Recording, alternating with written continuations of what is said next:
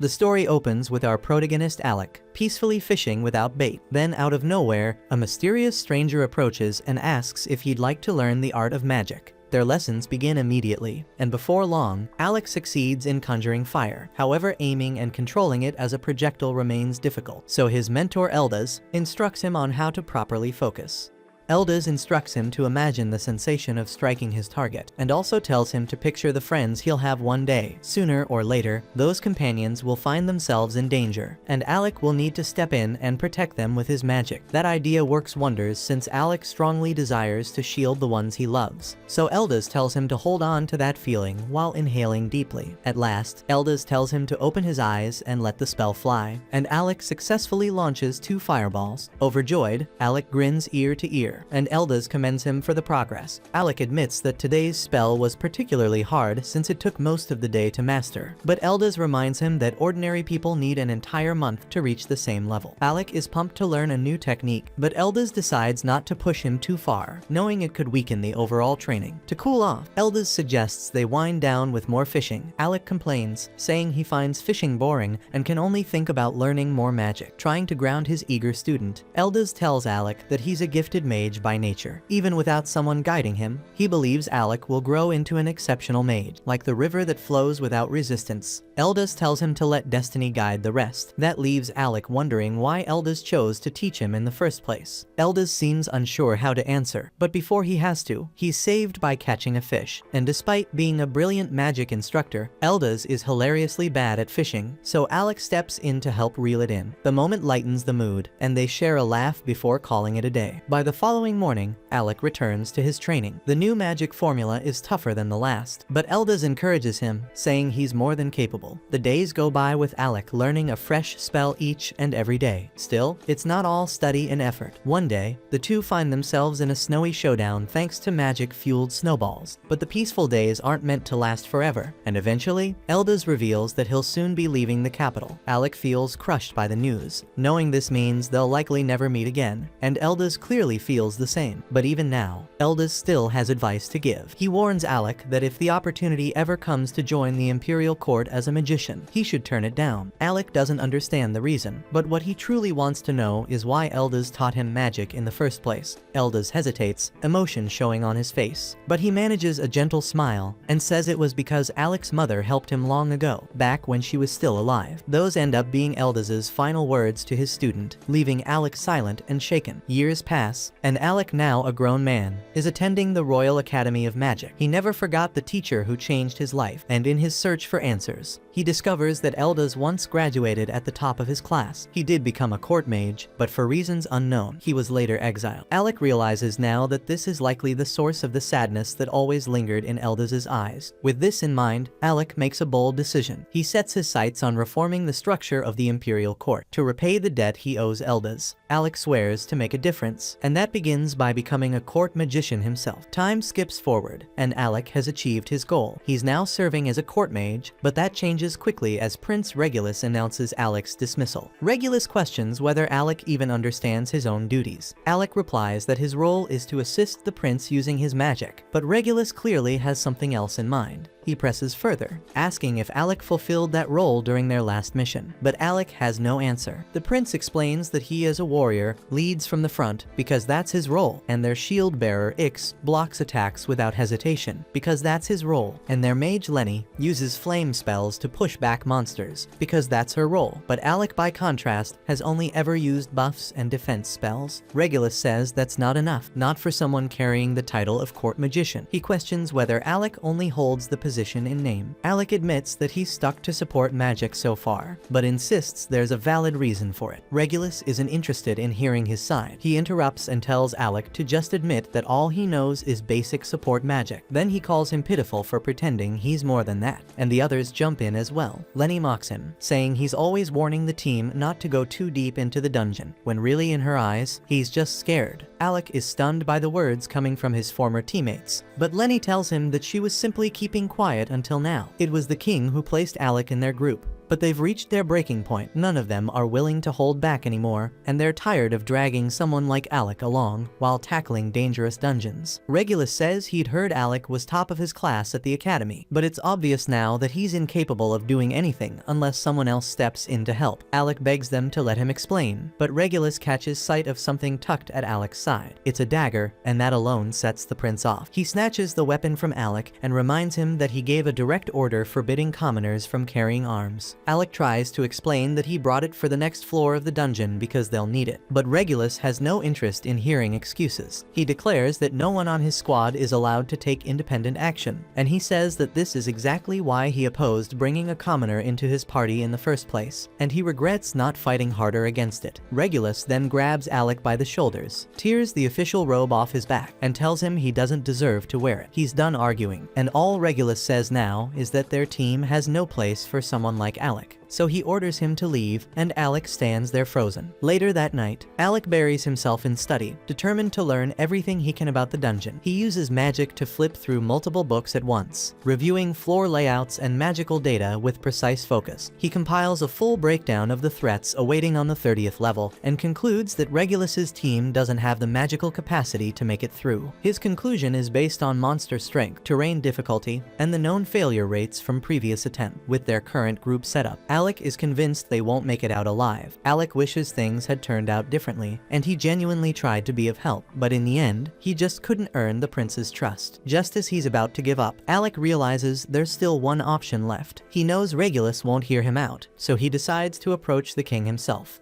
But when he reaches the castle, he's turned away at the gate because he's no longer a court magician, and ordinary citizens aren't allowed inside without official approval. Still, Alec refuses to leave and insists that he carries information too important to ignore. Right at that moment, Lenny shows up to remind Alec that he's been dismissed. She sneers that he's no longer a court magician, just another ordinary commoner. She says she's heard plenty of tales about his supposed brilliance back at the Magic Academy, but seeing him now, she figures those stories must have been lied. One rumor even claimed Alec broke records in the capital's dungeon. Until then, no one had gotten past the 30th floor, but allegedly Alec reached the 68th. Lenny always doubted that story, and now she feels validated. Alec doesn't respond to her jabs and chooses to stay silent because he still has something urgent to deliver to the king. He reminds her that it was the king himself who assigned him to Regulus's team, and that must mean the king trusted him. The message he carries is meant to protect the prince, and Alec believes the king would listen if he just had the chance to pass it on. Lenny returns, seemingly to accept the letter, only to shred it into pieces right in front of him. She says she's done entertaining a commoner's words, then orders the guards to toss his sorry ass out. Later, Alec reflects on how it's been 4 years since graduation, and he tells himself he really did try his hardest as a court magician. Still, he feels the weight of failure and knows he owes Eldas an apology. In the end, he couldn't reform the imperial court like he promised. Suddenly, a familiar voice calls out, and Alec turns to see Yorha, an old friend from the past. It's been 4 years since they last met, but she can tell right away that something's wrong. Alec apologizes for the gloomy mood, and Yorha vents her frustration about the kingdom of Galdana. She says she's sick of how this place clings to outdated ideals about noble blood and social class, and how discrimination still thrives because of that shit. Though she's clearly upset about what he went through, she also admits she's a little glad it happened. She reminds him of what she once said in the past, that one day, she'd get him to join her team, and that's exactly why she came to the capital. Now's her chance, so Yorha asks if he'd like to dive back into dungeons, but this time with his old crew. She tells him she genuinely needs his strength, and that she'd be happy to have him by her side again. Alec is taken aback because it's a complete reversal compared to the way Regulus's group treated him. Once a court mage cast out for being dead weight, Alec has been carrying the weight of failure and doubt. But thankfully, Yorha pays no mind to any of that. She sees through his self-doubt and reminds him he's far more than who he believes he is. She tells him she doesn't need anyone else, only him. Her words hit deeper than she realizes, and then she reveals something more. Her party made a pact. One day, they'd all come back for him. She doesn't want to pressure him if he has other plans, but her sincerity has already reached him. Alec agrees to rejoin, and Yorha welcomes him back to their rank squad. Later on the cart, Alec dreams of a conversation from the past when Eldas warned him not to become part of the court. Yorha asks him if he's okay, and Alec just replies that his old mentor had been right about something after all.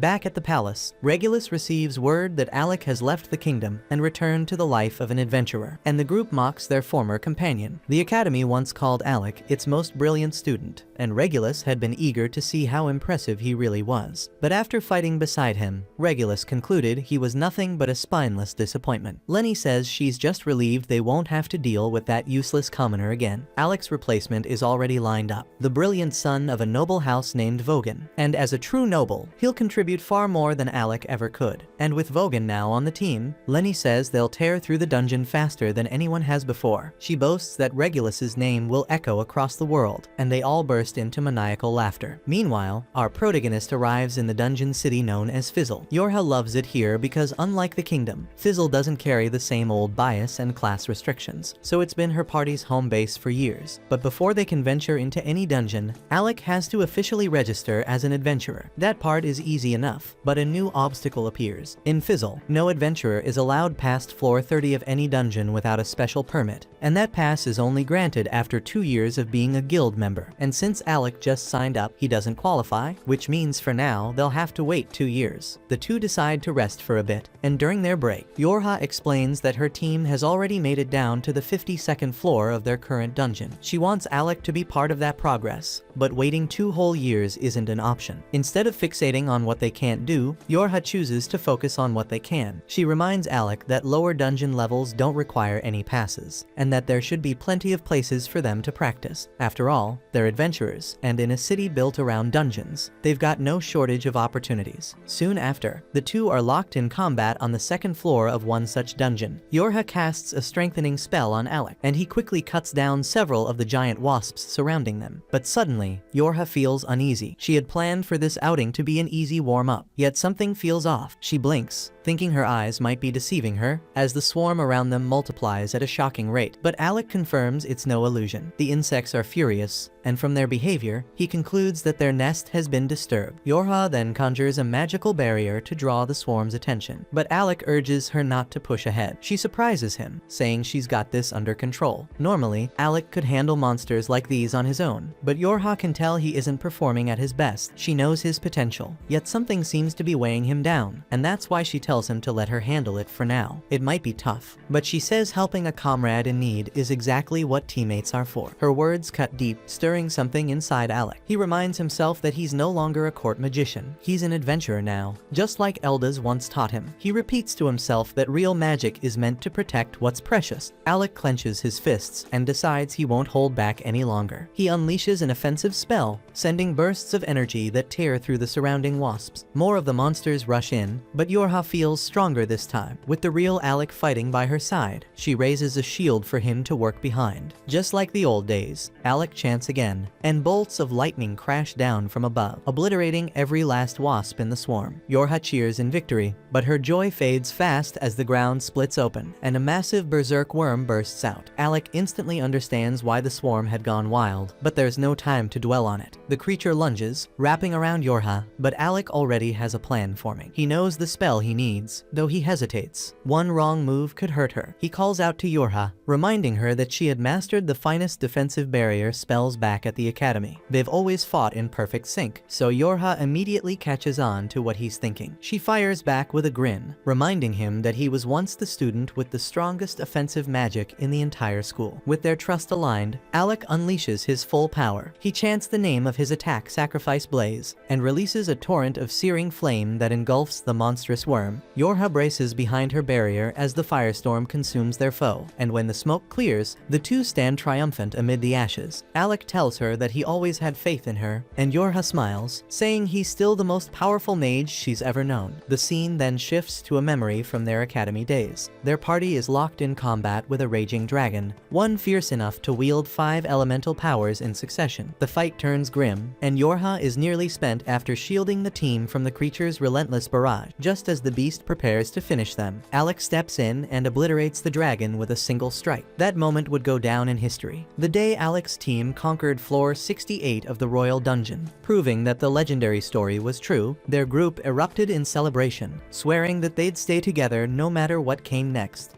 We then cut back to the moment right before graduation, when Alec was part of an elite group of students admired throughout the academy. The team consisted of Ornest, the gifted warrior, Kraja, the sharp-minded healer mage, Yorha, the expert in support magic, and Alec himself, the academy's strongest attack mage. On the day of their graduation, the four had just shattered the academy's long-standing dungeon record, making it all the way to the 68th floor, securing top honors and fame across the entire academy. But as they were walking back together, chatting about their future goals, Alec suddenly came to a stop and told them that he wasn't planning to continue with them because he'd decided to become a court mage instead. His teammates were visibly let down, especially Ornest, who had hoped that with Alec on board, they could have formed the strongest adventurer team the world had ever seen. Still, he respected Alec's choice, knowing he must have had his reasons. But before they parted ways, Yorha made one thing clear, that she wasn't giving up, and the moment Alec became available again, she'd be there, waiting to bring him into her party. That brings us back to the present, where Yorha happily welcomes Alec to the team to celebrate. She treats him to a warm meal, but it turns out she doesn't handle alcohol very well, because after a single mug of beer, she's already slurring and barely upright. Within moments, she's out cold, slumped in her seat, so Alec places his jacket over her so she doesn't catch a chill. That's when a man suddenly appears behind him, commenting that Alec seems unusually thoughtful for an adventurer. Assuming he's just a random drunk causing trouble,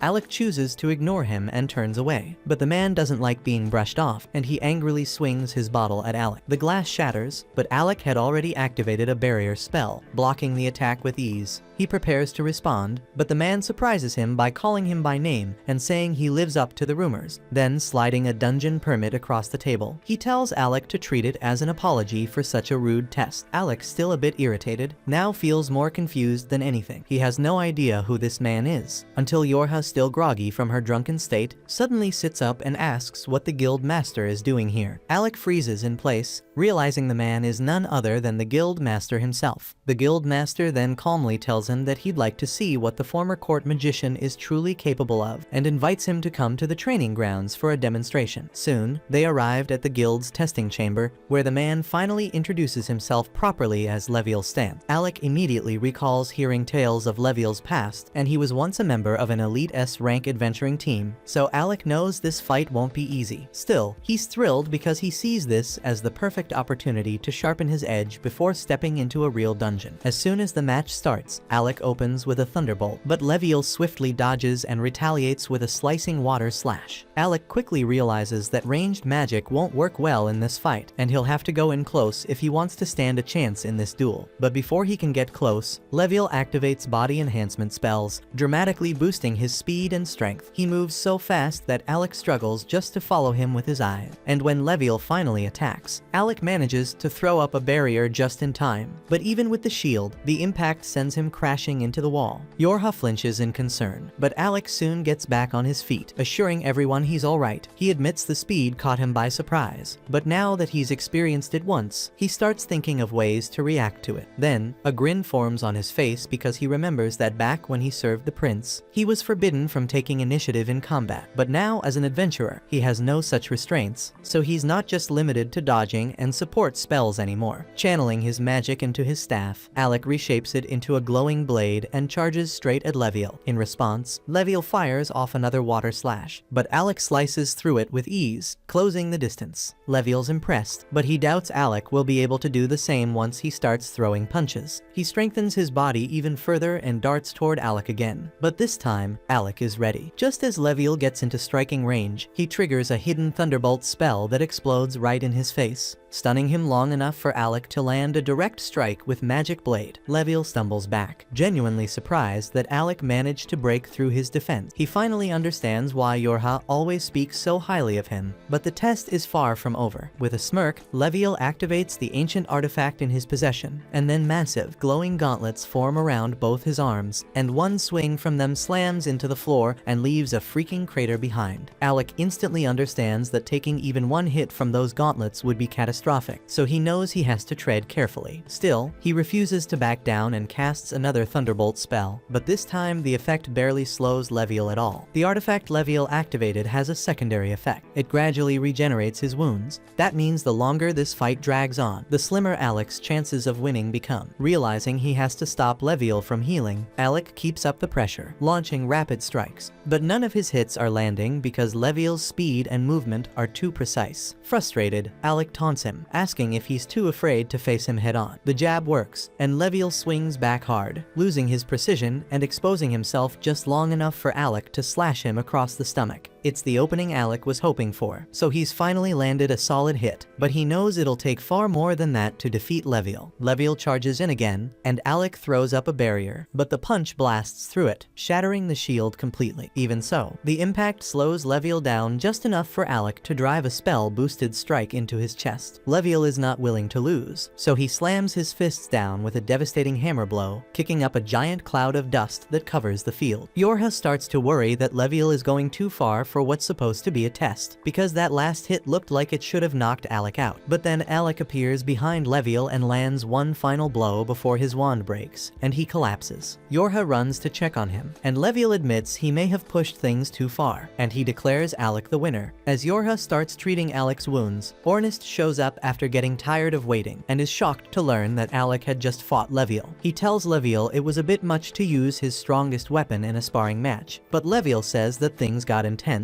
and he lost himself mid-fight. Now that he's seen Alec fight, Leviel is sure he's ready to enter the dungeon and hands over the dungeon pass. The test didn't go how anyone expected, but Ornest still congratulates Alec for passing. Since Alec is still unconscious, they carry him back and let him rest on a couch. By now, everyone knows what Alec went through as a court mage, and the fact that he lasted as long as he did is nothing short of incredible. The palace was packed with snobs who couldn't stand the sight of a commoner in their ranks, so Alec must have fought with everything he had just to hold his ground for this long. Right then, the receptionist bursts into the room, urgently calling for the guild master with some bad news. Leviel quickly tells the group he has to take care of something and asks them to stay behind and look after Alec while he's gone. Before leaving, he warns them not to go anywhere near his alcohol stash, especially not to touch the rare bottles. The moment Leviel steps out, Ornest casually strolls over to the liquor shelf and grabs the most extravagant-looking bottle he can find, grinning to himself, just to mess with Leviel later. Then, turning serious, he asks Yorha to tell him the full story behind Alec's time as a court mage. Up to this point, he's only heard vague bits and rumors, and what he hears stuns him. Alec's job was to serve as the prince's personal protector, but he was banned from carrying a sword or using any magic that could outshine the prince. He was even ordered to carry supplies and manage the inventory during their travels. And the worst part was that after being forced to rely entirely on support spells, the prince had the nerve to call him useless for not using attack magic. That last detail throws Ornest off, and he always thought Alec specialized in offensive magic. Yorha confirms that's true. Alec specifically went out of his way to learn support spells just to stay on the prince's good side, even though it didn't suit him. Hearing all that, Ornest is furious. The mistreatment Alec endured is far worse than he expected, and the second Alec starts to stir awake, Ornest doesn't hold back, and he tells him they should forget about the dungeon for now and go teach that spoiled prince a lesson he won't forget. But Alec, still groggy, calmly tells Ornest to let it go. He admits it still bothers him, but not to the point of seeking revenge. Ornest offers to go beat the guy up for him, but Alec chuckles and puts a hand on his shoulder. He says there's no need because he's just happy to finally be free, doing what he loves with people he trusts. That's all that matters now. Besides, with no one left to cover up the prince's failures, the sweet karma is bound to catch up with him soon. That gives Ornest an idea, and he tells Alec they should focus on becoming the greatest adventuring party the world's ever seen. And once the rumors reach the capital, the prince will realize what he threw away. And when that day comes, Alec will be able to look him straight in the face and tell him off however he likes. Alec admits he likes the sound of that, and they fist bump, vowing that together they'll become the strongest party out there. At the same time, in another part of the guild, a badly injured adventurer from an S-rank party is being patched up while reporting to the guild master about her latest mission. Her name is Krista, and the mission had gone completely off the rails. Everything fell apart, and her teammates are still trapped deep inside the dungeon. So she pleads with Leviel to assemble a team to rescue them. Leviel immediately calls for an emergency meeting, but with such short notice, the only adventurers available are the ones already present at the guild. He informs the gathered group that they'll be forming a rescue squad squad to retrieve the rest of Krista's party, currently stranded on the 64th floor of the dungeon. Tension fills the room as everyone exchanges uneasy glances, because they all know how risky that floor is. While the meeting is in full swing, Alec is still sitting alone back in Leviel's office. That's where Kraja finds him, surprised to see him by himself. She greets him warmly and asks how he's holding up, but judging by the bruises and cuts all over his body, the answer is obvious. She asks why he isn't in the meeting, and Alec quietly says he didn't want to intrude. Everyone else attending is a rank, and he still doesn't feel like he belongs among them. Without saying a word, Kraja raises her hand and casts a healing spell, restoring Alec's injuries. Then she looks at him and gently reminds him that no one in this guild sees him as an outsider. While he worked at the royal court, Alec had gotten used to blending into the background, never speaking up, never standing out for fear of offending arrogant nobles. And even now, he struggles to shake off those habits. Even if things are different here, Kraja sees the weight he's carrying, so she reaches out and softly pats his head, telling him she's always around if he needs someone to talk to, and the gesture lifts his spirits more than he expected. Moments later, Ornest and Yorha return. Ornest looks fired up as he tells Alec they've just been handed the perfect opportunity to explore the dungeon. He fills him in on the rescue mission and adds that the area they're heading to is nicknamed the Tank Killer, and the reason is that healing magic is completely nullified inside. The only way to recover is with potions, which means survival is much harder. Alec is surprised Kraja agreed to a mission like this, considering how much she relies on healing spells, but she admits she's not exactly thrilled about it. In fact, she hates everything about that place. She only gave in because Ornest wouldn't stop insisting that it'd be the perfect first mission for the new team. Alec starts to doubt whether he's even strong enough to help, but Yorha shuts that down immediately. She tells him that he's the key to the entire operation. His magic is what their strategy depends on, and without him, they wouldn't stand a chance. The group soon heads toward the dungeon, and as they stop in front of its towering gate, Ornest steps forward with his usual swagger, declaring that this is where their legend begins. Then they begin mapping out their next moves. This particular dungeon is wrapped in a rare magical aura that completely disables healing spells. That means no recovery magic once they're inside, so only potions and raw agility will keep them alive against whatever comes their way. Their objective lies far below, close to the 64th floor, where members of Krista's guild are currently trapped. But getting there won't be simple, so they'll have to carve their way through every floor before it, including all the boss fights guarding each level.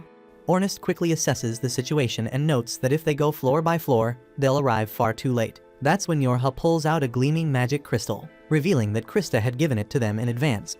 And with this item, they can bypass all previous levels and teleport straight to level 64. Alec instantly recognizes that this must be an exceptionally rare and powerful artifact. So Yorha says that Krista didn't hesitate to hand them out because her only priority is rescuing her teammates, no matter the cost. Yorha then adds that the level 64 boss is reportedly an undead, which unfortunately renders Kraja's light-based healing magic ineffective. And since Yorha herself is a support mage, the bulk of the fight will rest on Alec's shoulders. Ornest then tells Alec to conserve as much mana as possible, offering to handle the lesser enemies so Alec doesn't burn through his energy before reaching the real threat. Kraja agrees, urging the group to brace themselves, warning that from this point on, they'll be battling death itself. Even a season's rank party was completely wiped out in this place. Instead of being intimidated, Ornest grins with wild energy, more alive than ever. He rallies the group, shouting that this is where the tale of their legendary party truly begins. With that, Yorha tosses the crystal high into the air. As it shatters, it activates, instantly teleporting them deep into the dungeon, right to level 64. The group materializes in a dim, musty cavern, and within moments, a wave of undead skeletons begins to rise, armed with swords and shields. But Ornest doesn't hesitate for a second, and he draws his spear and charges head-on, striking the first wave with ruthless precision. With each thrust and sweep, he dismantles groups of undead effortlessly, boasting that level 64 seems laughably easy so far. The rest of the team stays back for a moment, quietly observing, as more skeletons crawl out from the shadows and begin advancing. Ornest, unfazed, continues his rampage, slashing down anything that moves. But Yorha quickly becomes concerned because he's moved too far away from her area of effect, so she breaks into a sprint, calling out for him to return to formation. Alec and Kraja follow closely, both muttering that Ornest will probably be fine. After all, he's armed with a legendary artifact, the piercing black spear. It's nearly indestructible, always razor sharp, and extremely effective in battle. So it's a perfect weapon for someone who fights with guts instead of brains. Alec calls out to Ornest, asking if he needs a hand, but Ornest confidently replies that this is child's play for him and continues demolishing every enemy that dares to come near. Alec chuckles and keeps walking alongside Kraja, when all of a sudden he senses something unusual behind him. Trusting his instincts, he fires off a lightning bolt over his shoulder. As the smoke clears, there's nothing in sight. Even Kraja looks puzzled, asking what that was about. Alec admits he thought someone was behind him, but maybe it was just a false alarm. Still uneasy, he draws his sword and dashes forward, slashing the air in front of him. His blade clashes with something invisible, which suddenly reveals itself as the Grim Reaper. Ornest grins and comments that Alec's not as out of shape as he assumed, adding that he sensed the invisible enemy earlier but couldn't deal with it himself. The Grim Reaper retaliates, pushing Alec back with a strike, but Alec quickly recovers, deflects the blow, and retreats toward Ornest. At that moment, Alec understands that Ornest was placing complete trust in him, counting on him to handle threats from behind without needing to look back. It's a feeling Alec hasn't experienced in years, true camaraderie, and that realization ignites a surge of strength within him. He leaps into the air, brandishing his enchanted sword, and delivers a clean, powerful strike that cuts through the Grim Reaper, slaying it instantly. He then turns toward Yorha and asks if she had known about it too. She immediately apologizes for keeping it quiet, while Kraja jokingly tells him to blame Ornest since it was his idea in the first place.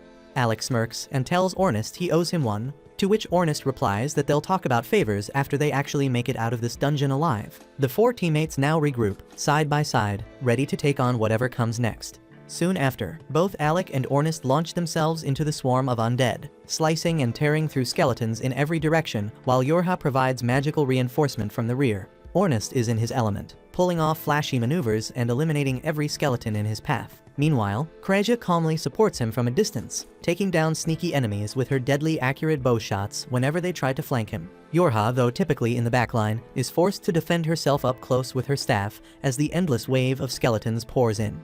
Realizing the horde isn't slowing down, Alec calls the others back, shouting that he'll take care of the rest in one strike. Without hesitation, the party quickly gathers behind him, so Alec channels his power and unleashes a massive thunderbolt, engulfing the entire area in blinding electricity, making every last skeleton reduced to smoldering ash. Once they're in the clear, Ornest turns to Alec and casually asks why he's only been using his thunderbolt skill, since back at the academy he used to wield several types of offensive magic. Alec quickly brushes it off and just says that Thunderbolt is the fastest spell to cast, so it's just more efficient in battle. Ornest raises an eyebrow, clearly unconvinced, but chooses not to push the issue as there's no time to dig deeper because they're on a mission. Suddenly, a monstrous roar echoes from the depths ahead, and they all instinctively assume it must be coming from the boss room.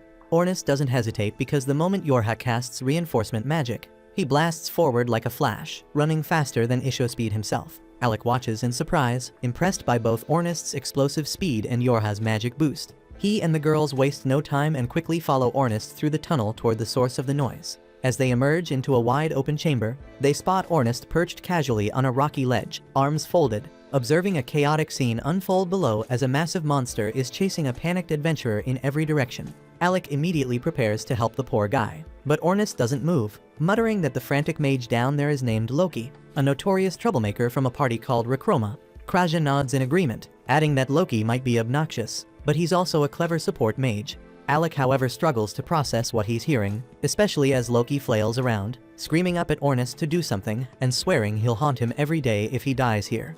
Ornest, unfazed by the threats, just watches with a bored expression. But the situation looks grim because Loki suddenly trips and crashes to the ground, with the monster bearing down on him fast. Alec instinctively gets ready to intervene, but Kraja tells him to wait, explaining that this is all part of Loki's usual strategy. Alec hesitates, watching as the towering monster approaches Loki. But then in a flash, a trap spell beneath the creature ignites, blasting it with molten lava. Alec's eyes widen in shock, but Kraja simply smirks, repeating that Loki is nothing if not crafty. The beast staggers backward, only to trigger another trap, setting off a chain of fiery explosions. Loki jumps to his feet and starts taunting the creature, laughing mockingly and boasting that only a fool would trip in a trap-filled zone like this. But his arrogance quickly backfires as the monster roars in rage and charges up a devastating magical blast aimed directly at him. Loki's bravado fades in an instant as he realizes that death is seconds away, so he closes his eyes, bracing for the end, but is saved at the very last moment by none other than Ornest, and Loki can't believe he's still breathing. Then as Alec and the girls make their descent to join the battle, the monster redirects its fury, launching an attack straight at Alec, but Yorha reacts in time, casting a protective shield that blocks the strike. Alec prepared to counter with another thunder magic, but before he could unleash it, the beast twisted around and charged straight for Ornest and Loki instead. Alec shouts a warning to Ornest and Loki, alerting them to the incoming danger, and fires off another thunderbolt spell that strikes the monster dead on. However, as the dust settles, he quickly realizes the attack wasn't powerful enough to bring it down. Ornest notices the creature rapidly closing in on him, so he resorts to a desperate maneuver, charging straight at the beast and slipping between its legs in a swift motion. He then hurls Loki toward Krasia, who tumbles to the ground beside him. Yorha promptly instructs Krasia to take Loki to the ledge while they handle the monster. Ornest swiftly assumes position, drawing his spear in preparation for the next clash. They wait until Krasia secures Loki's safety, then brace themselves for the final confrontation. Yorha casts a powerful enhancement spell, boosting all of Ornest's stats, prompting him to charge the creature head-on. He skillfully evades its strike, leaps into the air, and drives his spear toward its face. Yet the monster proves far more resilient than expected, violently shaking him off and flinging him to the ground. Yorha races to aid the fallen Ornest, but the monster attempts to crush him instantly. Fortunately, she casts her shield spell just in time to block the blow, giving Ornest a brief moment to recover. Meanwhile, Alec appears almost theatrical, conducting an unseen symphony as he summons 5 glowing magic circles around the monster. Loki observes in disbelief, remarking that even generating 3 circles is incredibly difficult. For Alec to conjure 5 simultaneously, he must be a prodigy, but Krasia calmly replies that Alec is capable of far more. To Loki's astonishment, Alec proceeds to summon 20 magical circles at once. Then, as the monster lunges forward, Ornest climbs up its body and strikes its tail, buying Alec the precious seconds needed to complete his spell. Ornest then leaps away just as Alec finishes his incantation, and unleashes a devastating barrage of thunderbolt magic that electrocutes the beast, freezing it mid-motion. But when Alec moves in to deliver the final blow, the creature unexpectedly sidesteps, narrowly evading the attack. The monster immediately begins charging its own magical blast, but Krasia quickly casts a blinding spell, momentarily disorienting it. At the same time, Yorha uses her magic to summon enormous glowing chains that bind the monster tightly in place. Taking full advantage of the moment, Ornest hurls his spear like a javelin, landing a direct hit through the creature's skull as Alec prepares to finish it for good. But to everyone's surprise, the monster still manages to move and immediately begins casting its devastating magical blast once more. Alec, however, remains calm and unmoved, preparing to unleash a spell so rare that only 2 people in the world even know it. One is his mentor Eldas, the very mage who created it, and the other is Alec himself, who learned it directly under his guidance. As the creature hurls its charged blast toward Alec, he counters it with reflection magic, sending the attack back with twice the force. But the Dame monster is incredibly resilient and somehow survives even that. Now barely hanging on, the beast attempts the same spell again. But this time Alec combines his reflection magic with multiple layered magic circles, engulfing the monster in a brutal inferno. The beast is incinerated where it stands, and Ornest follows up by slicing its head clean in half, bringing the battle to an end. With the fight over, the group begins to celebrate their hard-won victory. But their moment is cut short when Loki steps forward, thanking Alec for his help and revealing that he knows who he is, specifically, that Alec is the court magician. Alec casually replies that he's no longer with the royal court, to which Loki responds that it's the prince and his party's loss. He then drops a bombshell. The monster they just defeated wasn't even the floor boss. It was merely one of the sub-bosses that had foolishly chased after him and ended up separated from the rest. This revelation stuns Alec and the others, who now question how powerful the real boss must be if even a sub-boss pushed them to their limits. Loki then reveals that the true floor boss is a necromancer clad in pitch black armor, masquerading as a knight. He warns that regular physical attacks don't do much damage and are mostly useful for stalling. Turning toward Alec, Loki presents him with a magical wand topped with a silver cross. Alec instantly recognizes the relic as Loki reveals it to be a long-lost ancient artifact. As soon as Alec grips it, the wand transforms into a gleaming sword in his hand. Ornest is skeptical and questions Loki's motive for giving away something so valuable. Loki just chuckles and admits he plans to use Alec as bait on the front lines. The entire group stares at him in disbelief, unsure if he's joking. But Loki explains that Alec, with his frail appearance, would look like an easy target. By placing him at the vanguard, they could lure the boss in, catch it off guard, and then spring a coordinated ambush, securing victory and earning the glory of slaying an S-ranked boss. At the same time, the prince and his team find themselves fleeing through the depths of another dungeon by 2 enormous caterpillars. The prince is completely thrown off by the situation, unable to grasp how things have spiraled so far out of control, especially given that he's never had any trouble handling these types of creatures in the past. Without hesitation, he orders Lenny to destroy them using magic. She makes the attempt, but for reasons she can't explain, her spells simply refuse to activate. Irritated, the prince lashes out, calling her useless and insisting that he'll take care of the threat personally. However, the moment he swings his blade, it bounces harmlessly off the monster's hide. And it's in that exact moment he starts to realize that something is very wrong, and he takes a hit. Lenny and Ix quickly pull the prince up from the ground after he's knocked down and make a run for the dungeon exit. During their retreat, the prince racks his brain, trying to make sense of what went wrong. His attacks used to carry far more force, and now that he reflects on it, he realizes that his decline in strength began right after he removed Alec from the group. But rather than acknowledging that Alec may have been a valuable asset, the prince convinces himself that Alec must have cursed him out of spite. Once they've made it out of the dungeon, the prince immediately visits one of the royal magicians, Vogan Fornius, to investigate whether he's under the influence of a curse. After conducting a brief magical analysis, Vogan confirms that no such curse exists. The prince is stunned, insisting that he wouldn't have had such trouble clearing the 30th floor unless Alec had sabotaged him. But Vogan, aware of the anti-magic zone present on that floor, calmly explains that the prince likely felt weaker because his support magic was being suppressed. The prince scoffs at the explanation, dismissing support magic as worthless trash that only weaklings like Alec depend on. Vogan does his best to remain professional, even as the prince continues rambling with baseless arrogance. Still, he does find it unusual that Alec hadn't warned the prince about the anti-magic field beforehand, considering Alec is the famed student who once reached the 68th floor. The prince laughs dismissively, telling Vogan that there's no chance someone as pathetic as Alec could have actually accomplished such a feat, and claims it must be just some rumor that commoners circulate among themselves. Vogan doesn't even attempt to argue because there's simply no reasoning with that level of delusion. But at that moment, a royal guard steps into the room and informs the prince that the king wishes to speak with him regarding Alec's situation. The prince grins, confident that his father will support him. However, upon his arrival, the king immediately begins recounting a story about Eldaz. He explains that Eldaz was once a royal magician who had been exiled years ago, and in the king's words, was a remarkable fool. Eldaz, despite being a noble, had the audacity to stand before the king of Galdana and declare that unless the treatment of commoners and court magicians changed, a great tragedy would befall the nation. The prince interrupts, claiming Eldaz deserved to be banished since no nobleman should dare speak to the king in such a bold tone. But the king clarifies that Eldaz wasn't called a fool for his words. After being stripped of his noble rank and cast out, Eldaz went on to enroll at the Royal Magic Academy. There he silenced his critics with extraordinary talent and graduated as valedictorian. Yet despite gaining fame and prestige, he made the baffling decision to return to the castle and serve once again as a court magician. While in service, he persisted in telling the king that commoners were not beneath them, urging him to change his views, until one day Eldaz mysteriously vanished. At the time, the king had dismissed Eldaz's warnings, but recently he's begun to reflect on whether the man may have been right.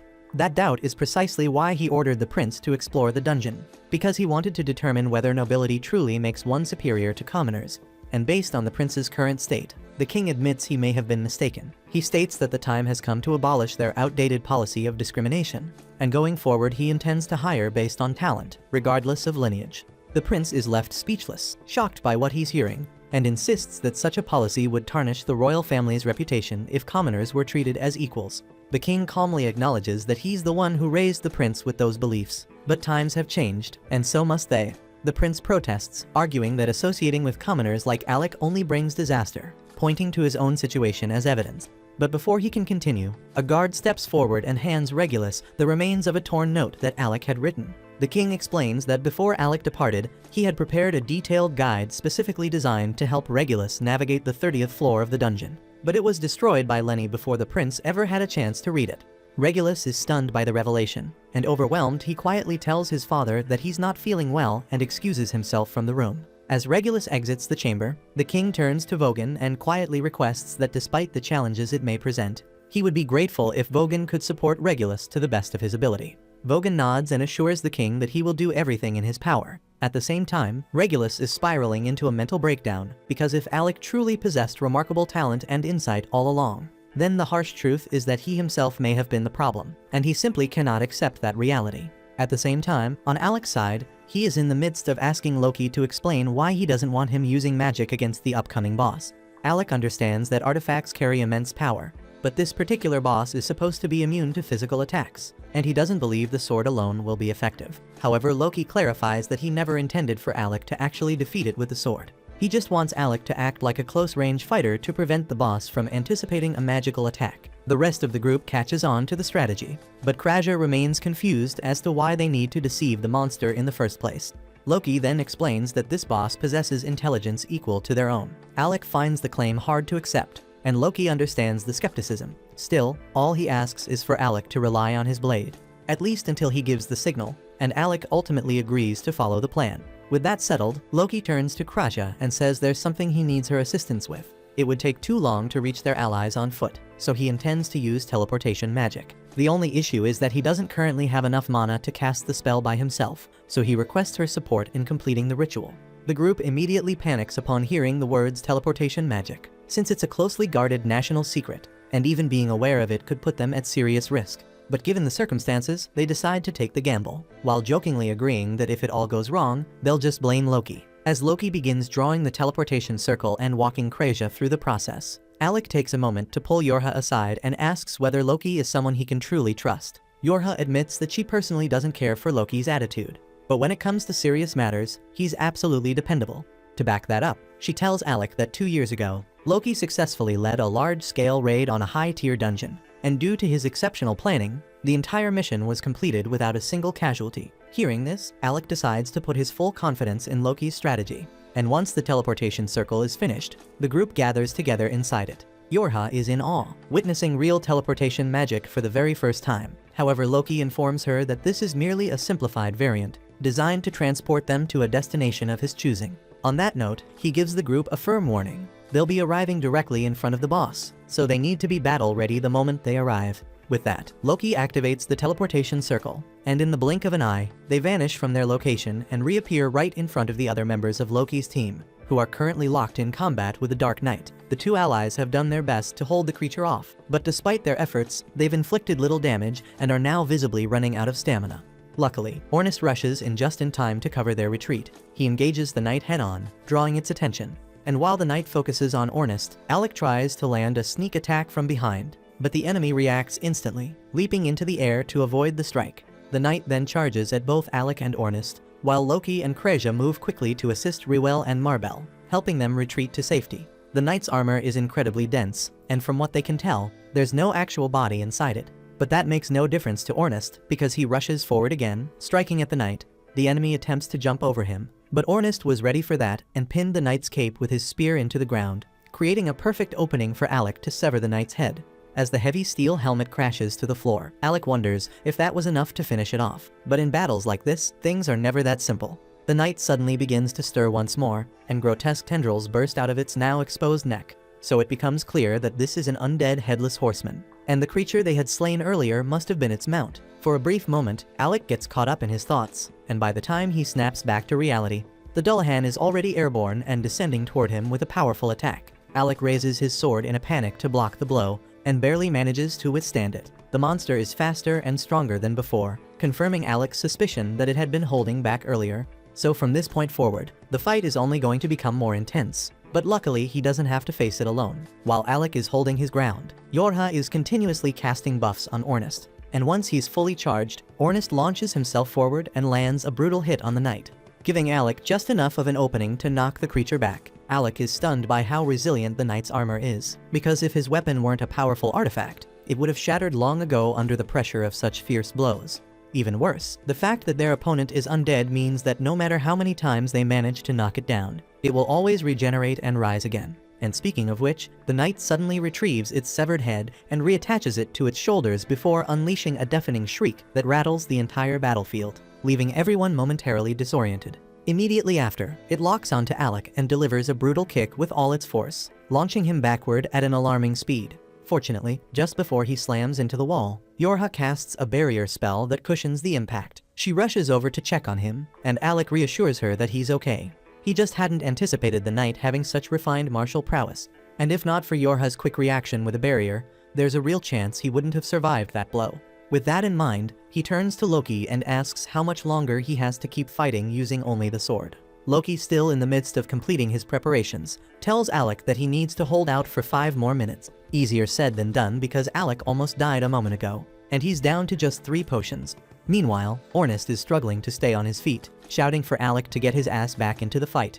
Together, the two press on, doing their best to keep the knight engaged until Loki's 5-minute countdown is finally up. With his setup complete, Loki activates a massive magic circle and begins laughing, drawing everyone's attention. The display provokes the knight into a panic, so it charges straight at Loki and slashes him across the chest. But that, as it turns out, was all according to plan, because the Loki it struck was nothing more than an illusion, and the grand spell circle was simply a decoy designed to lure the enemy into a carefully laid trap. In that instant, ice begins to crystallize beneath the knight's feet, while the real Loki observes from the top of a nearby tower. At the same time, Ornus triggers a teleportation trap, crafted earlier by Loki and Kreja, that instantly moves him behind the knight, giving him the opportunity to strike and push it forward. Just then, Marbell leaps down from an overhead arch, aiming a heavy downward slash. The knight narrowly dodges the blow, but this too was anticipated. Loki had placed another hidden ice trap that activates on contact, weakening the knight's movement speed with a freezing debuff. Realizing Loki is the mastermind behind the battlefield manipulation, the knight begins scaling the tower to eliminate him directly. Loki draws a magic blade to defend himself, but Reuel is visibly concerned because Loki doesn't have the raw power to stand toe-to-toe with the knight. Although he had Yorha apply a 7-fold strength amplification earlier, the strain on his body is immense, and he's barely holding it together. Still, while Loki holds the knight's attention, Yorha prepares and casts a high-tier binding spell to restrain it. The spell succeeds, but not before the knight lands a heavy strike on Loki, knocking him off the edge of the arch and sending him plummeting toward the ground. Yet, even in freefall, Loki remains calm and unfazed because everything is proceeding exactly as he envisioned. And as he falls, he looks over to Alec, and with a smirk, calls out that the stage has been set, and it's time to bring this battle to an end, and he happily agrees. Alec then begins deploying a sprawling network of magic circles around the knight, and Loki is genuinely impressed because it's even more than what Alec unleashed against the last boss. But after everything he's already been through, Alec's body is starting to give out under the immense pressure of sustaining such complex spellwork. Still, he forces himself to his feet and launches the Thunderbolt acceleration spell, which lands a devastating blow. However, the knight still manages to move and is now starting to break free from the restraint spell that Yorha had cast on it. She struggles to hold it in place, but at this rate, the knight will break loose any second, so she yells at Alec to finish it off already. Of course, that's far easier said than done since Alec's body is on the verge of shutting down. And this marks the second time today he's used such a high-level incantation, and the sudden mono loss would have knocked out just about anyone else. Alec is no exception, but he has far more riding on this now, so no matter how badly it hurts, he grits his teeth and powers through. Finalizing the casting sequence for one of his ultimate spells, a lightning dragon takes shape, and the instant Alec unleashes it, it tears through the knight, vaporizing it on impact and bringing the battle to a close. With the threat finally gone, Alec drops to the ground from pure exhaustion and mutters a joke about how having dependable teammates really makes a difference when your life's on the line. Yorha walks over and corrects him, saying it was more like they were the ones relying on him the whole time because they never would have stood a chance without him. Ornus just seems relieved that Alec is back to being his usual unstoppable self. And on a lighter note, he brings up the bet from earlier, and Alec remembers that right before the fight, Ornus declared that whoever passed out first had to take on a dare. Technically, Alec just lost that bet a moment ago, but since it happened after the battle ended, Ornus decides to go easy on him. He says the only dare is this: Alec's not allowed to keep things bottled up anymore. If something's weighing on him, whether it's Ornus, Yorha, or Kreja, he's got to talk to at least one of them so they can help. And Alec smiles and agrees without hesitation. Reuel then approaches to express his gratitude to Alec and the others for their assistance. Marbell wants to thank him as well, though her approach is a bit more forward, and she plants a kiss on his cheek, which visibly horrifies Yorha. Marbell then asks if Alec would be interested in teaming up for a dungeon raid sometime. But Yorha quickly steps in and firmly declares that Alec is their party's mage, so Marbell can't just claim him for herself. And since the Rechroma team owes Alec a huge debt, Reuel as the leader offers to write him a formal recommendation. Alec seems puzzled at first by the mention of a recommendation, so the others fill him in that to be promoted to S rank, an adventurer must receive an endorsement from an S rank party as well as approval from the guild master. Getting the guild master on board shouldn't be too difficult, so Reuel assures Alec he'll take care of everything on that end. Once the conversation wraps up, Alec retrieves the knight's magic stone, officially wrapping up the Rechroma rescue mission with a perfect result. Then upon returning to the guild, the receptionist warmly congratulates Alec on the successful outcome and tells him he's become quite the topic of conversation lately. She then asks if he managed to get any rest after the intense battle, but Alec replies that he's feeling great. With that, she hands him his reward, and Alec gets ready to head out. But just before he can leave, Leviel stops him and informs him that he has a visitor from the kingdom of Galdano waiting. This catches Alec off guard since he no longer has any ties to the kingdom, but he agrees to hear the visitor out and discovers that it's Vogan. Of all the people Alec dealt with back at the royal castle, Vogan was one of the more reasonable ones, so Alec gives him a respectful bow and says it's good to see him again. But before they can exchange pleasantries, Vogan immediately confronts him and asks if Alec was seriously trying to get Prince Regulus killed by not warning him how unprepared he was for dungeon combat. Alec responds calmly, asking Vogan whether he truly believes Regulus would have listened to anything he said, even if he had given him a warning. Vogan pauses, then realizes Alec's probably right. Still, he's clearly annoyed that he got stuck with this miserable assignment after Alec was dismissed, so he considers it a complete waste of his time and skills. Alec asks if that means Vogan was chosen as Regulus' new party mage, but Vogan replies that calling himself a magician at this point feels like a joke, so he's more of a glorified babysitter than anything else. After Alec's departure, Regulus attempted to tackle the 30th floor of the dungeon solo and ended up suffering serious injuries as a result. Vogan had hoped the incident would serve as a teaching moment, giving Regulus a chance to reflect and grow. Instead, the prince refused to accept any blame and demanded that Vogan accompany him here so he could confront Alec face to face. Alec asks if that means Regulus is currently in the city, and Vogan confirms it, explaining that he's down in the underground training arena at this very moment. Alec hadn't expected to cross paths with Regulus again so soon, but he realizes this might be the perfect chance to finally close the book on their unfinished business. So even though Alec would be entirely justified in ignoring Regulus altogether, he decides to go meet him in person and put an end to it properly. As they descend the stairs, Vogan comments that the only thing Regulus has going for him is his stubborn pride.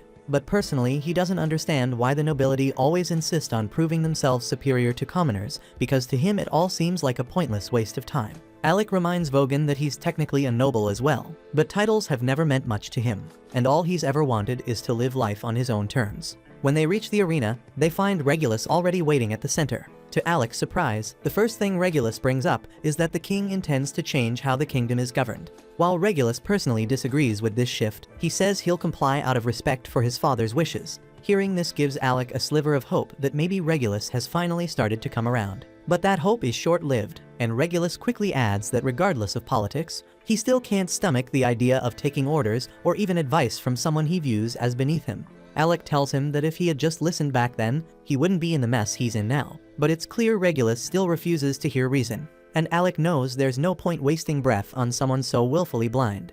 Regulus has spent all 15 years of his life being told that he's inherently better than commoners, so the idea that he might be the one in the wrong simply doesn't compute. Desperate to prove that everything he's ever believed isn't a lie, he draws his weapons and challenges Alec to a duel, asking Vogan to serve as an official witness to their fight. Without warning, Regulus charges at Alec, forcing him to block with his wand. But Alec is caught off guard to find that Regulus has swapped his usual longsword for a pair of daggers. A few years back, when Regulus was first selecting his weapon, Alec had recommended that he use daggers instead of a longsword, pointing out that his body was still too small to wield something so heavy effectively. But Regulus had instantly dismissed Alec's advice without giving it a second thought. But ironically, he's now following that very advice. Still, just changing weapons didn't suddenly make him a skilled fighter, and Alec easily sidesteps one of his attacks, causing Regulus to stumble forward and slam face first into the ground.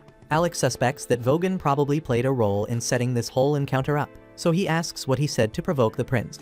Vogan simply told Regulus that if he truly wanted to challenge Alec's strength, he'd have to prove it in combat. At the end of the day, it was Regulus's decision to show up and issue the challenge, and Alec has to give him some credit because despite everything, the prince didn't resort to cheap tricks. He came here looking for a clean, honorable fight. Regulus's daggers are artifacts, so they carry a good amount of power behind them. During one of their direct clashes, he even manages to break through Alec's shield. But that's about all he can pull off. He had clearly been training hard with those daggers in preparation for this moment. And in doing so, he finally realized that the real reason he ever made progress in the dungeon was because of Alec's support magic. After Alec was dismissed, Regulus kept attempting to clear the 30th floor of the dungeon on his own, but every time, he'd come back beaten and bloodied, unable to understand why. Eventually, he sat down and read through the recovered pages of Alec's original report.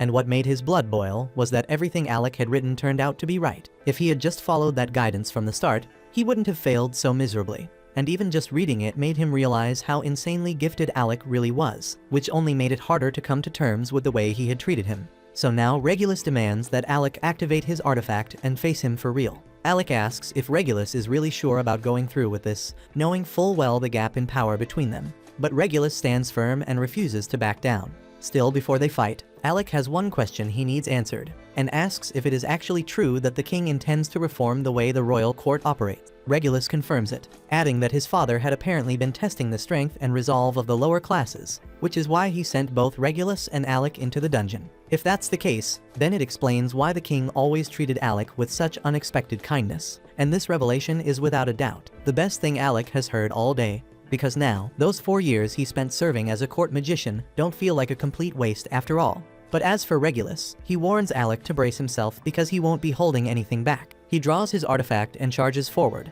fully prepared to face the consequences. Regulus is shaking in his boots, knowing full well he's about to get the crap beaten out of him, but still he stands his ground, ready for whatever's coming. Yet at the very last moment, instead of striking Regulus, Alec shifts his aim and slams his attack into the ground. Regulus demands an explanation, asking why Alec chose to let him off the hook. He reminds him of every insult, every time he ignored him, mocked him, and acted like he was worthless for no reason at all. He built his whole self-image around the belief that being a noble made him better than everyone else. But if that was a lie, then what's left of who he is? He came here thinking that dying by Alec's hand would at least let him hold on to some shred of dignity. But now, Alec's looking at him with pity, and Regulus is completely lost, and he doesn't know what to believe anymore. Alec typically isn't one to laugh at someone else's misery, but even he can't help chuckling at how ridiculous this has all become. He walked in expecting a bitter grudge match, figured Regulus would be shouting threats and throwing punches, but instead the guy's breaking down and asking for life guidance.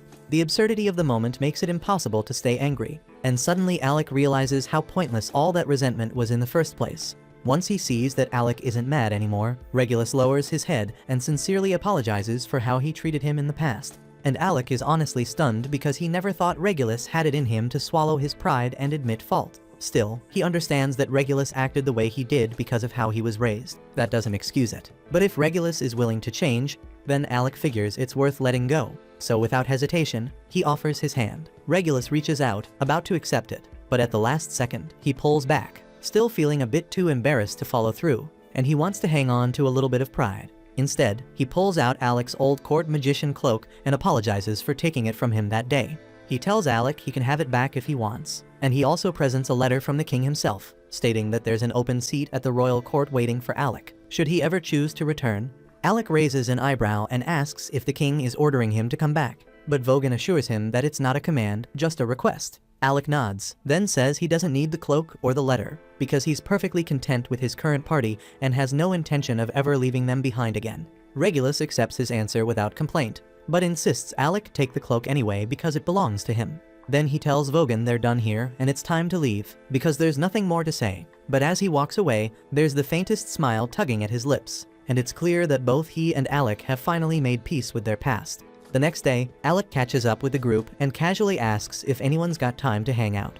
Kraja, Yorha, and Ornest all say they're free and ask what he's thinking. So Alec admits he was hoping they could show him more of Fizzle, because he's still getting his bearings and wouldn't mind a proper tour. Under normal circumstances, all three would be happy to help out, but the second Ornest and Kraja realize what's happening. They both spot this golden opportunity to give Yorha some alone time with Alec. So without wasting any second, they each toss out some clearly fake excuse and duck out, leaving Alec with no choice but to spend the day with Yorha one-on-one. Alec doesn't pick up on how suspicious their exit is, and Yorha just laughs it off, even though she knows full well they just handed her a gift on a silver platter. That said, she almost screws it up right away by asking Alec if he wants to push the date to another day, but he says he's totally fine with it being just the two of them. Hearing that gets Yorha a little hyped, so she jumps up and says she's gonna give him the full Fizzle experience. A bit later, the two are strolling through the city as Yorha explains that Fizzle's an adventure-heavy town, so it's common to find weapons, armor, and all kinds of gear sold everywhere. But she warns him not to trust everything he sees, since some merchants are shady and love tricking people with useless junk. But that'd be great advice if she wasn't currently getting conned herself. Alec watches, half amused as Yorha's already fallen for some sketchy pitch. A merchant is trying to sell her a drug that supposedly gives you the stamina to fight for days without sleep. And that shit made Yorha want to buy it badly. But Alec can feel the bad energy radiating off that thing just by looking at it. So he grabs Yorha's hand and tells her to come with him. He figures it'd be smarter to let Kraja and Ornest handle the shopping instead since Yorha gets easily distracted. She admits she does get duped here and there, but reminds him that the last time she asked those two to shop, Ornest came back looking like Zorro, and Kraja bought an oversized teddy bear, so trusting them isn't exactly a winning move either. With that in mind, Alec says he'll take over the party's shopping from now on, and Yorha tells him that would honestly make her life way easier. As they continue walking, Alec notices a cozy-looking cafe and suggests they take a break. So the two of them go inside to relax over some tea. While they're sitting and chatting, Alec brings up how Ornest and Kreja seem to really dislike Loki, and asks Yorha what that was all about. Yorha tells him it's kind of a long story, then explains that 2 years ago, they ran into a rank party that was struggling in a dungeon, so they stopped to lend a hand. Not long after, Loki and Rewell showed up too, and they all teamed up to take down the floor boss together. But during the fight, Ornest got injured while shielding one of the rank adventurers by taking a blast of acidic spit straight to the back. He tried to act tough afterward, pretending he was fine, but his legs gave out on the way home, so Loki and Rewell had to carry him back. Up to that point, Loki had treated Ornest decently, but while Ornest was knocked out, his spear kept smacking Loki in the head, and eventually Loki lost his patience and chucked it into the forest, gone for good. Yorha doesn't think Loki meant any harm by it. In fact, he probably assumed it wasn't a big deal, since the spear was already in bad shape, but to Ornest, that spear meant a lot, and when he woke up and learned what happened, he was seriously pissed off. Still, he might have let it go if Loki had just apologized, since it was clearly a dumb mistake. But Loki genuinely couldn't understand why Ornest was so upset over a beat-up weapon. Ever since then, the two haven't been able to see eye to eye, and Yorha admits it's kind of ridiculous that a busted spear is what started the whole feud. Alec agrees, but that still leaves the question of why Kreja doesn't like Loki either. Yorha laughs and says Kreja doesn't actually have a real reason, she just doesn't vibe with the guy. A little later, Alec and Yorha are walking through town again when she starts reminiscing about all the time they used to spend shopping together back in Galdana. They'd pool their gold to buy healing items, and she even remembers how Kreja once tried to brew her own potions, but every single attempt turned into a disaster. As they keep walking, Yorha suddenly stops in her tracks. Her eyes lock on an elven ribbon hanging in one of the market stalls, and she's stunned. These rare accessories boost the wearer's magic power, and she's been searching forever for one. But the price tag is steep 50,000 gil, and she doesn't have anywhere near that much on her right now. She's clearly upset, knowing someone else will probably snatch it up before the day's over, and seeing how much it means to her, Alec decides on the spot to buy it for her.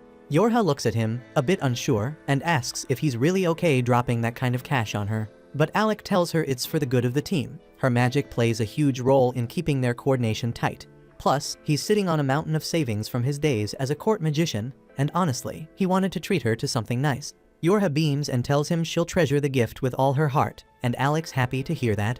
The two of them spend the rest of the day enjoying the city together, checking out different spots and soaking in the atmosphere. As the sun begins to set, they end their outing by heading up to the top of the clock tower to watch the view. Yorha turns to Alec and asks what he thinks of Fizzle, and he says he loves the energy here because the way everyone's so full of life and free-spirited makes him feel like a real adventurer for once. After hearing that, Yorha gets a little more serious and asks Alec if being in her party is truly what he wants. She brought him in right after he got exiled from the royal capital, and she can't help but feel like she took advantage of his situation, like she pressured him into joining when he didn't have any other options. She tells him that if he ever wants to leave, she won't hold him back, but Alec cuts her off and says sure. There were a few things he had planned back in Galdana before leaving, but that doesn't matter anymore. What matters now is chasing the goal Ornest threw out there, becoming the strongest party in the world.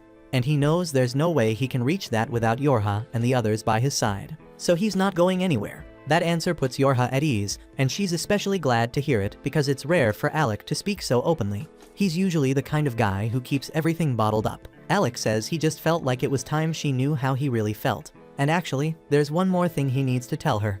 Yorha starts blushing, thinking this might be the moment he confesses his feelings, and she even starts leaning in, expecting a kiss. But Alec suddenly chuckles and says the only reason he's being so open is because he lost a bet to Ornest, and part of that deal was that he's not allowed to hide what he's thinking anymore. Yorha instantly realizes Alec still has no clue how she feels about him, and it leaves her totally flustered. She had really hoped he'd finally make a move, but he's not. Frustrated, she turns away, trying to hide her embarrassment, while Alec just stands there confused, completely unaware of why she suddenly looks so upset. The following day, Ornest heads over to wake Alec and finds him completely knocked out in bed, surrounded by a pile of books. He tries the usual way, calling Alec's name, but when that fails, he just yanks the covers off and shouts for him to get the hell up. Ornest reminds him that a proper adventurer is up at the crack of dawn, ready to go. Alec gets it sure, but he still doesn't understand how Ornest has this much energy first thing in the morning. Once Alec is dressed and ready, the two of them step out into the backyard to start their morning training session. They go at it full force, and Yorha, watching from the side, warns them to dial it back before one of them ends up getting seriously hurt. Of course, the warning goes completely ignored, and if anything, it just fires them up more. Both guys are hell-bent on proving they've got the edge, and the clash only gets more intense. It finally wraps up when Alec's sword shatters mid-strike against Ornest's defense. Ornest technically wins, but still calls Alec a damn monster for being able to keep up that well while being a mage.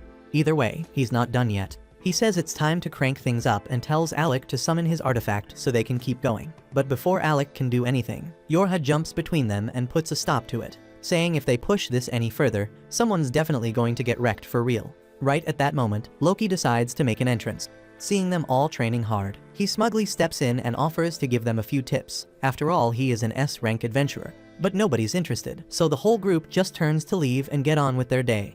That's when Loki suddenly flashes their S-rank ID and asks if they really want to treat him like this when he's the one who recommended their party for S-rank promotion. As soon as he says that, Yorha immediately spins around and gets hyped, asking to see the card. She's clearly thrilled about the promotion, but Loki says he won't hand it over unless Ornest apologizes for all the times he treated him like crap. Ornest flat out refuses, and just as the tension starts building, Krista and Rywell arrive and step in, telling Loki to quit making trouble for Yorha's team. They go on to explain that the recommendation for Yorha's party to be promoted to S-rank has already been submitted and approved by the guild master, so they're only here to deliver their brand new S-rank ID. Everyone's riding high from the promotion, but then Krista walks up to Alec and tells him she doesn't think becoming S-rank is nearly enough to repay everything he's done for their party. So she tells him straight up that if he ever finds himself in trouble, he'd better not hesitate to call on her, and Alec genuinely appreciates it and says he'll keep that in mind. And to celebrate the fact that Lasting Period officially made it to S-rank, Loki suggests they all go out for lunch. So Kraja quickly announces that Loki is inviting everyone to eat on his tab, and immediately the group heads over to the tavern for a well-deserved feast. Even while they're eating, Alec still can't fully wrap his head around the fact that he's part of an S-rank party now. But Ornest catches the look on his face and immediately calls him out, warning him not to start doubting himself. He then tells Alec this is just the beginning of their legacy, and if he starts getting stuck on stupid insecurities, Ornest won't hesitate to beat some sense into him. Alec says he gets it, and with that, Yorha lifts her glass and proposes a toast to their new S-rank status. They even go as far as ordering a whole barrel of the tavern's most expensive booze, much to the dismay of Loki's wallet. Hours later, night has settled in and everyone's full and tired, ready to head back home. Except for Yorha, who's completely knocked out after drinking way too much. Kraja explains that she was just in an especially good mood tonight, not only because of the promotion, but also because Alec turned down the king's offer to return to Galdana so he could stay with their party instead. Right then, Misha comes running up looking for Kraja, saying the guild is short on healers and they could really use her help. Kraja doesn't hesitate and heads straight to the guild infirmary to assist. But when she gets there, she's surprised by how many wounded adventurers are packed in. She turns to Misha and asks if a dungeon raid went south or something. But Misha shakes her head because monsters didn't cause these injuries, they were caused by people. That stuns Kraja because it's the first she's heard of anything like that. So Misha explains that there's been a string of attacks recently. Adventurers getting ambushed by a dangerous group that calls itself the Shadow Guild. Right then, the guild master steps in and calls out to Kraja because he's got another injured adventurer who needs immediate help. The infirmary's packed, so Leviel had no choice but to bring her upstairs to his own quarters. The girl's name is Olivia, and she's in critical condition after being ambushed alone by the Shadow Guild. Her wounds are severe, but with Kraja on the scene, Leviel's confident she'll pull through. Kraja starts examining Olivia's injuries, carefully checking each one. But just as she's about to start healing, Olivia suddenly jolts awake and grabs her hand. She demands to know where she is, so Kraja calmly explains that she was brought to the guild for emergency treatment after being attacked. She then gently asks if Olivia remembers anything about the Shadow Guild that might help. But the moment she hears that name, Olivia erupts in rage. The memories of what happened come flooding back, and with clenched teeth, she swears revenge for what he did to her. She begs Kraja to heal her immediately so she can get back out there and fight. But Kraja stands firm and says no because if Olivia tries to jump back into battle right after getting healed, it'll only make things worse. Frustrated and still burning with anger, Olivia tries to push through the pain and force Kraja to heal her faster. But as Kraja warned, the effort causes her to collapse again. And once she's out cold, Kraja resumes the healing process. Turns out, Olivia is part of the Nameless Party, one of Fizzle's top-ranked swordsmen, which only raises the question, who the hell could have done this kind of damage to someone that strong? And by the time the sun rises, Kraja has finished healing her.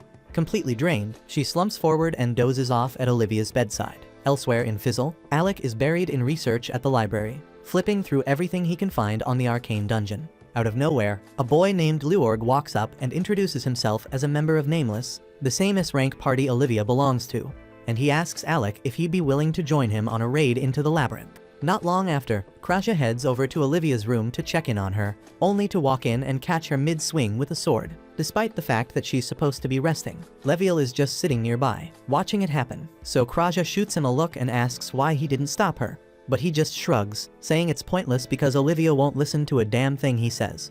And when she shuts down like this, there's nothing he can do, and on top of that, she's not even telling him what happened with the Shadow Guild, which is stalling his entire investigation. Kraja steps in, grabs Olivia, and tells her she should be lying down. But Olivia fires back, shouting that the real issue isn't rest. It's the fact that her legs still aren't working right. She snaps at Kraja, yelling that if she's really a healer, she should start acting like one. Even though Olivia's being completely out of line, Kraja doesn't take it personally. Instead, she calmly asks Leviel to step outside so she can start treatment. Once he's gone, she begins channeling healing magic into Olivia's legs, and Olivia is taken aback that she's not grilling her with questions. Deep down, Kraja can already tell Olivia was betrayed by someone close to her, and if Olivia doesn't want to talk about it, she's not going to push. What matters now is getting Olivia back on her feet, and Kraja is here to help however she can. That simple kindness hits Olivia hard, and it dawns on her that Kraja's done nothing but try to help this whole time, and all she's done is lash out. Guilt wells up inside her, so she drops to her knees and apologizes, saying she was wrong to treat Kraja like that. It wasn't Kraja's fault, and she was just venting her own failure and pain at the wrong person, so she promises to make it up to her. Kraja smiles, happy to see the change in her, but she doesn't want Olivia beating herself up, so she leans forward and gives her a gentle kiss on the forehead.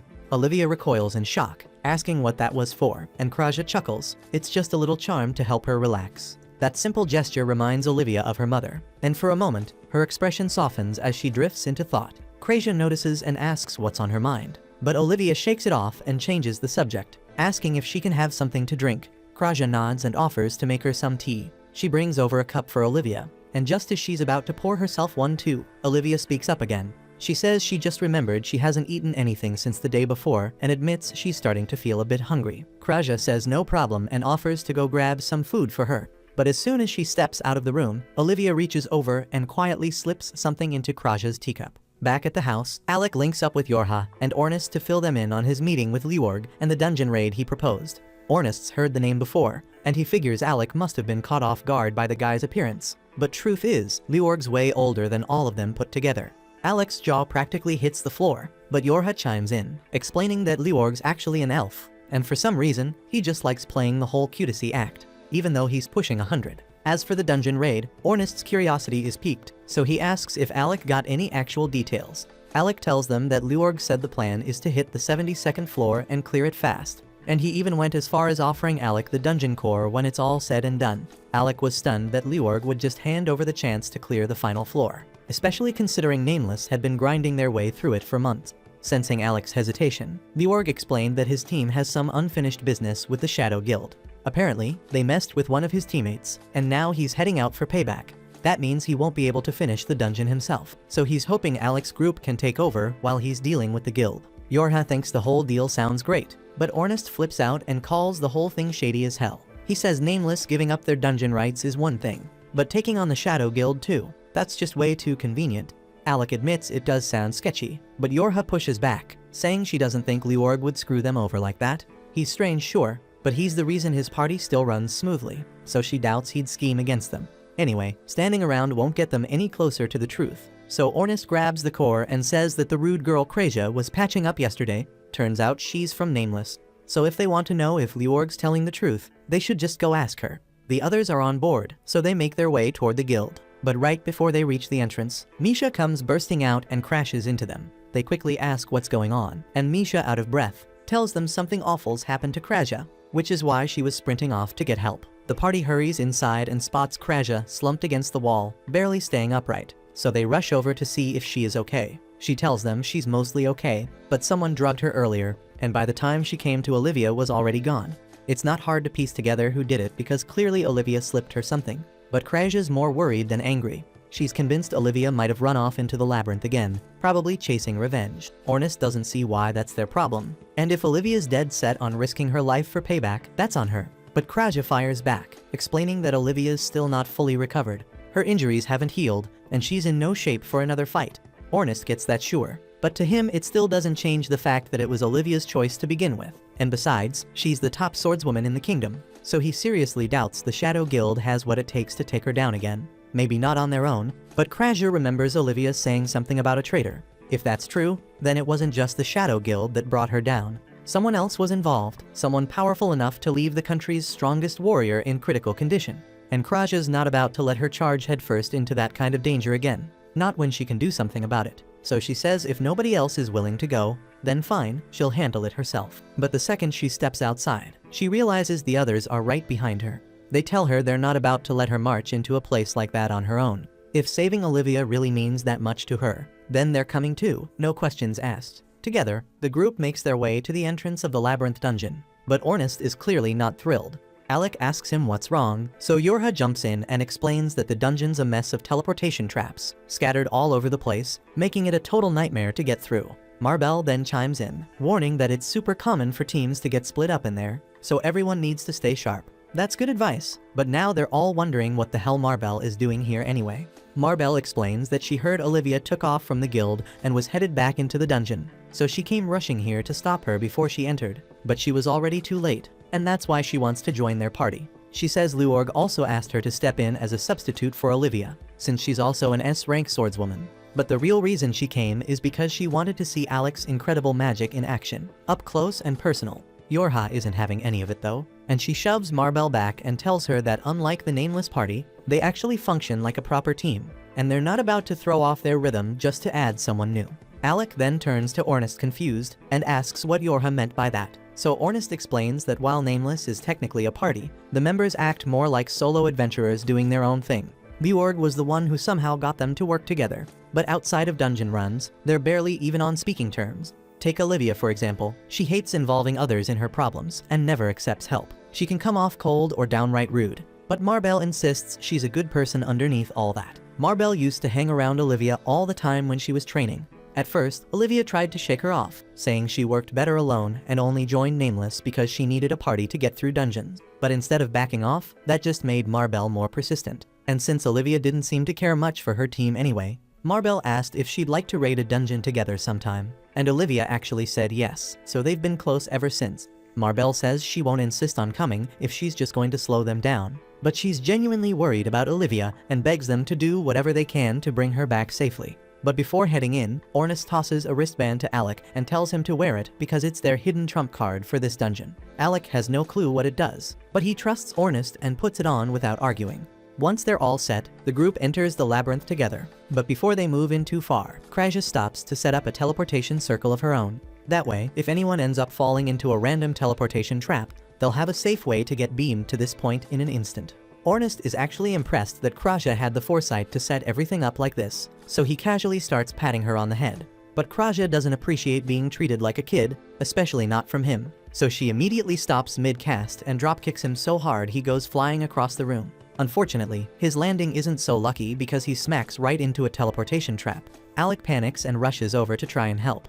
But the moment he steps forward, he triggers a trap too, and just like that, both of them get warped to some random part of the dungeon. And it is pretty much Kraja's fault. Over on Alec's side, he has no clue where he landed, but he's surrounded by a swarm of monsters and quickly realizes he's going to have to fight solo. As the horde charges, Alec unleashes Thunderbolt after Thunderbolt, wiping out anything that gets too close. But one slips past his defenses and lunges from behind, only to get dropped instantly by a sharp arrow that pierces straight through it. Alec turns and breathes a sigh of relief when he sees Kraja standing there, but he can't help but wonder how she tracked him down so fast. And she explains it's thanks to the wristband he's wearing. It's called a Mobius ring, and when two people wear a matching pair, the ring keeps them from being separated. So no matter how many teleportation traps Alec triggers, the ring will always drag Kraja to wherever he lands, guaranteeing they stick together. Yorha and Ornest are wearing the other set, so they should be fine too. But things don't exactly look great on their side, as a massive mob of monsters is chasing them down.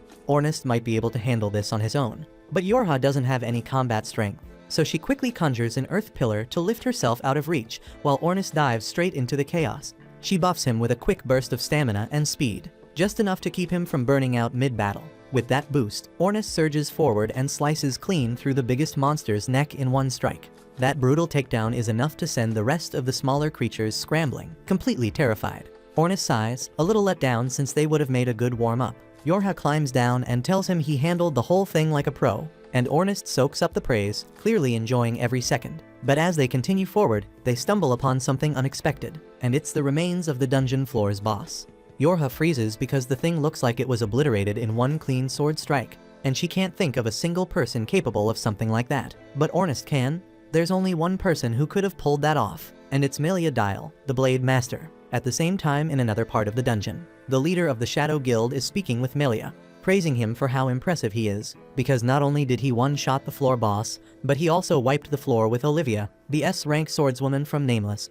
Melia casually responds that the only reason it was so easy is because he knows her, and he knows how she moves, how she fights, and exactly how to counter her.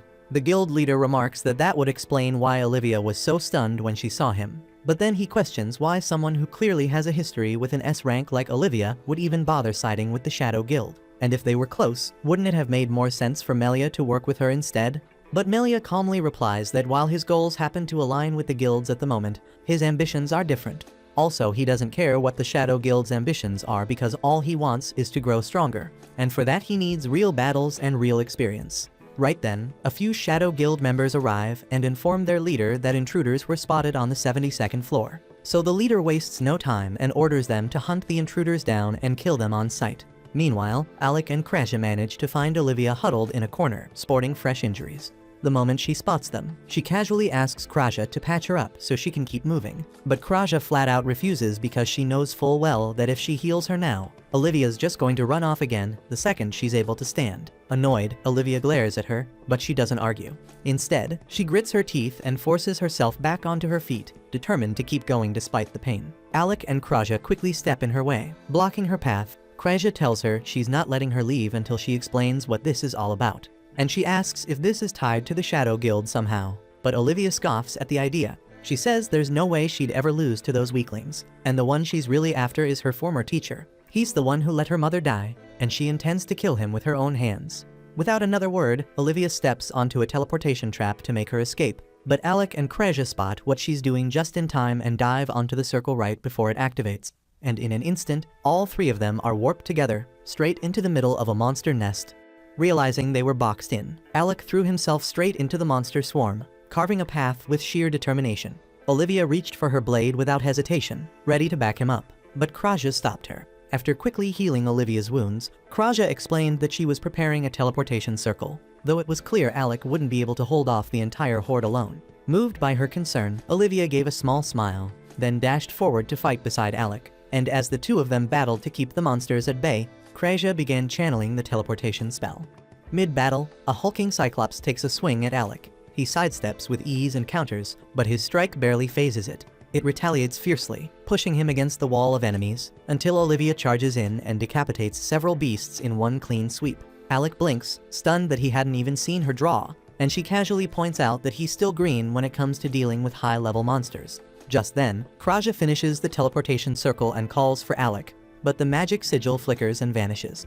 Alec immediately figures out that there's a magic eater nearby, and his fears are confirmed as more of the creatures flood into the chamber. Back to back with Olivia, Alec stands firm as she dashes forward and effortlessly slays another beast. Watching her carve through the horde with precision, Alec can't help but compare her style to Ornist's.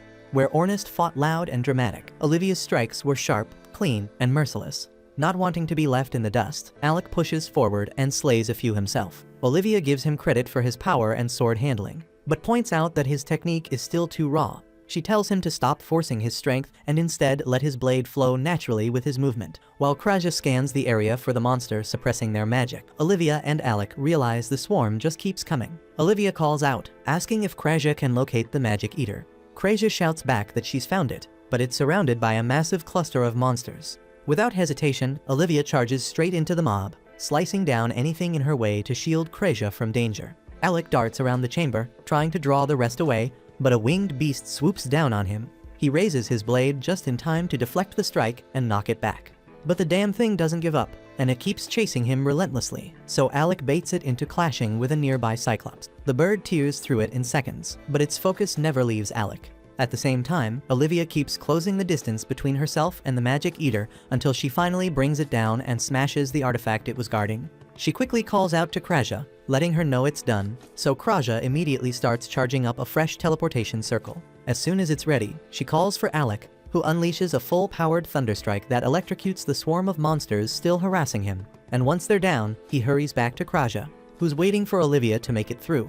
After fighting her way past the relentless tide, Olivia finally breaks through and reaches them. She grabs Alec's hand, and with everyone together, Kraja activates the spell and warps them out of the monster-infested death trap. Once they're safely outside, Olivia turns to Alec and asks why he never told her he could use magic like that. He reminds her he already mentioned it before, but Olivia argues that no proper mage would ever charge into a monster horde swinging a sword. She admits it feels weird scolding him like she's some kind of mentor, but still thanks him for helping her survive that hellish room. Alec says he'll keep her advice in mind, then glances at Kraja and asks if she's relieved they all made it out. But she's not in a joking mood and tells him he's brushing things off too easily, and points out that Olivia's injuries still haven't fully healed. She warns that if Olivia keeps fighting so recklessly, her wounds are going to reopen. Then she brings up what Olivia had said earlier about the one who betrayed her, asking who it was that hurt her so badly. Olivia finally opens up. She says her mother was a fellow adventurer who died when she was still a child, leaving her completely alone.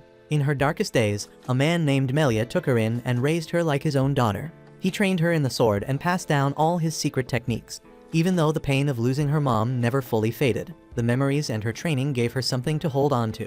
And over time, Olivia came to respect her master deeply for his strength and teachings. Years passed. After becoming a skilled swordswoman herself, she asked Melia if she had finally become strong. He smiled and said she'd surpassed everything he ever expected from her, then drew a blade soaked in blood. Olivia stood frozen in disbelief as he slashed a deep wound across her back, as she collapsed on the cold dungeon floor, bleeding out. Melia told her he was the one who killed her mother all those years ago. Then he walked away, leaving her broken, abandoned, and stripped of everything she had left. Back in the present, Olivia still feels that gut-wrenching betrayal, because Melia had manipulated her into admiring him, all while being the one who shattered her world.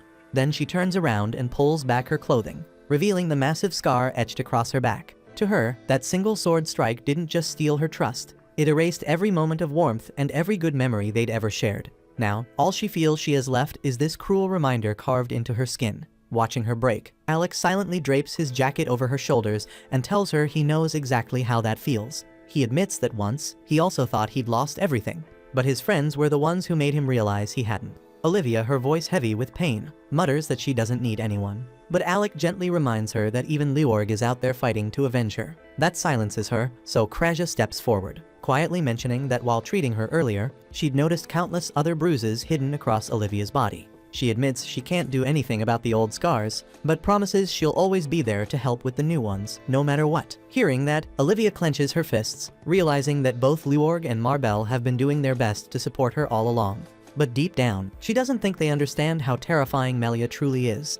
In her mind, there's no way either of them can take him down. Alex speaks up firmly and says that if Leorg and Marbell can't do it, then he and Kraja will stand by her instead. Overwhelmed by their sincerity, Olivia's composure finally cracks, and she breaks into tears, so Kraja steps closer and gently kisses her forehead, comforting her until the crying stops. Somewhere deeper in the dungeon, Ornis groans about the endless traps he's been running into. Yorha, clearly annoyed, points out that most of those traps were triggered because of his reckless behavior. Still, she warns him to stay alert because someone has already defeated the floor boss, and that means things could get worse. And while she worries about Alec and Kraja, Ornis shrugs it off, guessing that Melia is probably already on the final floor. He reasons that Melia likely won't bother attacking Alec or Kraja, and Yorha finally starts to relax. But then Ornis catches her off guard by gripping her cap and motioning for her to stay silent. Not far from them, members of the Shadow Guild quietly advance through the dungeon, with their leader casually swallowing a dungeon core. Moments later, Yorha and Ornis intercept them, assuming this crew might be the ones who hurt Olivia. The leader spots them and instantly recognizes potential value, ordering his squad to attack. But it's over in a flash, as Ornis wipes the floor with them in just 2 seconds and ties up the entire group like it's nothing. He steps up to the leader and demands to know what the Shadow Guild is after. But the guy stays tight-lipped until Yorha wraps a poison-laced chain around his neck. Choking under the pressure, the man finally caves and admits they were targeting the dungeon core on the final floor. Yorha then questions if he knows Melia, so the man confirms and adds that Melia's power is leagues beyond theirs. Realizing these guys aren't the real threat here, Ornest tells Yorha it's time to press forward and catch up with Alec. Just as they start to head out, the tied-up man smirks and tells Ornest that swallowing the dungeon core wasn't just for show. Ornest stares in confusion, but Yorha suddenly picks up on a strange vibration echoing through the dungeon walls, but she can't trace its source, so she quickly tells Ornest to be quiet, but it's already too late as the entire room starts violently shaking. From the ground, the man grins, announcing that the core gave him full control over the dungeon. The tremor intensifies, and the earth cracks open beneath them. Yorha stumbles, and a massive chasm tears through the floor, and one by one, the Shadow Guild members tumble into the abyss. Before Yorha can fall, the guild leader catches her mid-drop and vanishes into the depths with her in tow. Grinning wickedly, he calls out to Ornest, declaring that he's taking this special prize with him, and dares him to follow him into the dungeon's deepest level for the final showdown. Elsewhere, Olivia is caught off guard when she finds out that Alec once served as Galdana's imperial court magician. He tells her that despite the title, most of his magic was self-taught during childhood, and after losing both his parents early on, he had nothing else to do but practice relentlessly. And as Olivia quietly thinks that Alec is way more suited for adventure than political duties, Kreja suddenly stops in her tracks. She explains that before entering the dungeon, she and Yorha had agreed to regroup at this spot if anything went wrong, but since Yorha hasn't shown up, Kreja suspects she's run into trouble. Right then, they spot a massive chasm tearing through the ground ahead. Curious and concerned, they move closer, and Olivia spots something inside and immediately jumps in, snatching Yorha's cap, which Alec recognizes instantly. Elsewhere, Yorha regains consciousness surrounded by the Shadow Guild and demands to know why they spared her life. Gloria smirks and tells her it's a secret, mocking her for acting like she's in control. From nearby, Melia scolds him to quit fooling around, but Gloria insists he was just kidding. Suddenly, Ornest bursts into the room and smashes the core eater in one swift blow. Gloria springs up to engage him, yelling at his partner to keep moving. The core eater, stunned that Ornest found them, quickly realizes the tracking was possible because of the bracelets they were both wearing. As he rips Yorha's bracelet off her wrist, Ornest asks why he was so eager to capture her. The man refuses to answer, knocks Yorha out, and hauls her away. Ornest threatens to tear him apart if he lays a finger on her, but the core eater doesn't even flinch and bolts alongside Melia. Then Gloria blocks Ornest from giving chase and remarks that Ornest won't be easy to beat. During the clash, Ornest observes that Gloria's sword, despite its power, isn't a genuine artifact. Trusting his spear, Ornest smashes Gloria's weapon and drives it straight through his gut. As Gloria crashes to the ground bleeding, Ornest turns to pursue Melia, but Gloria suddenly erupts in a deranged scream. Lying there drenched in blood, Gloria cries out that Melia is a heartless bastard for dragging him into something so reckless. Swearing revenge, he rages that he'll slaughter them all, and as Ornest turns to finish the job, Gloria raises both hands, summoning a demonic force that absorbs his blood and rapidly closes his wounds. His broken blade reshapes itself through the dark energy, and with a chilling grin, Gloria warns Ornest that he's about to bring his life to an end. Ornest instantly catches on that this dude might be a serious threat because he's never come across magic like this before, not even among healers who could patch up their teammates mid-battle. This was something darker and twisted, but Ornest doesn't bother overthinking it, and he charges in, no hesitation, ramming his spear straight into the man's gut, then delivers a savage kick that hurls him back. Gloria coughs up a mouthful of blood, but Ornest doesn't give him a second to breathe. He rushes in and slams his spear straight through Gloria's chest, convinced that this has to finish the job. But then Gloria starts laughing, and to Ornest's disbelief, the man stands right back up on his own feet and begins yanking the spear from his chest like it's nothing. He mocks Ornest, calling him just another loud idiot with more guts than brain, and adds that no matter how many times Ornest tries to kill him, it won't make a damn difference. Even if his head gets chopped off, he'll just keep crawling back. Suddenly, the blood spilling from Gloria's wounds begins to glow. It flows up his arm and solidifies into a blade. Ornest is taken aback, watching in shock as Gloria grins like a lunatic, declaring that pain only makes him stronger. The more damage he takes, the tougher he becomes, so poking him with that toy of a spear won't get Ornest anywhere. Then with a roar, Gloria slams the blood blade downward with monstrous force. Ornest narrowly dodges, but the sheer power behind the strike leaves him rattled. Before he can fully recover, Gloria cuts him across the body in a fast, clean motion, tearing open multiple wounds. Ornest stumbles back, dodging the follow-up attack, but it's clear he's on the back foot now. He's already bleeding, outmatched, and cornered, and if he doesn't figure something out fast, he's finished. But before any plan can form, Gloria conjures up a blood-soaked whip and lashes it straight across Ornest's face. The impact sends him reeling, and before he can regain his balance, the whip coils around his legs, hoists him into the air, then slams him into the ground like a ragdoll. Ornest's spear goes flying, and he hits the dirt hard, gasping for air, barely able to move. Gloria then bursts out laughing and taunts Ornest, saying if that was all he had, then he was nothing more than a glorified training dummy, perfect for venting some frustration. Then Gloria throws his head back and cackles like a man possessed, telling Ornest to prepare himself, because this was where his story ends. But right then, Ornest digs deep and finds every last shred of strength left in his body. Gritting his teeth, he forces himself back on his feet and growls at Gloria to shut that ugly mouth of his, because he's not the one dying today. Gloria looks him over, battered and bleeding, and just bursts out laughing. But as Ornest steadies himself, he recalls that Alec once told him that sometimes you've got to fight without your weapon. And for the first time, Ornest decides to take that advice seriously. He calls out to his spear, and it instantly reacts, rising into the air and rocketing toward Gloria like a missile. Gloria jumps aside with a sneer, mocking him for thinking he'd fall for a cheap trick like that. But the opening was all Ornest needed, because he charges in while Gloria's still distracted and lands a clean punch across his face, sending him crashing to the ground. As Gloria reels from the hit, Ornest flashes back to the very first time he ever sparred with Alec. Alec was a mage, but insisted on going toe-to-toe in a straight fight, no magic allowed. Ornest called him nuts for even trying, thinking it would be a one-sided beatdown, but Alec was the kind of guy who got good at anything he put his mind to. They clashed hard, Alec wielding his mana-forged blade, while Ornest came at him with rapid spear jabs and brutal swings. To Ornest's surprise, Alec actually held his own, and even managed to force Ornest onto the defensive at times. But Ornest wasn't one to back down easy, so he ramped up the pressure and gave it everything he had. At one point, while winding up for a heavy strike, Ornest's spear suddenly slipped from his grip and got lodged in the nearby wall.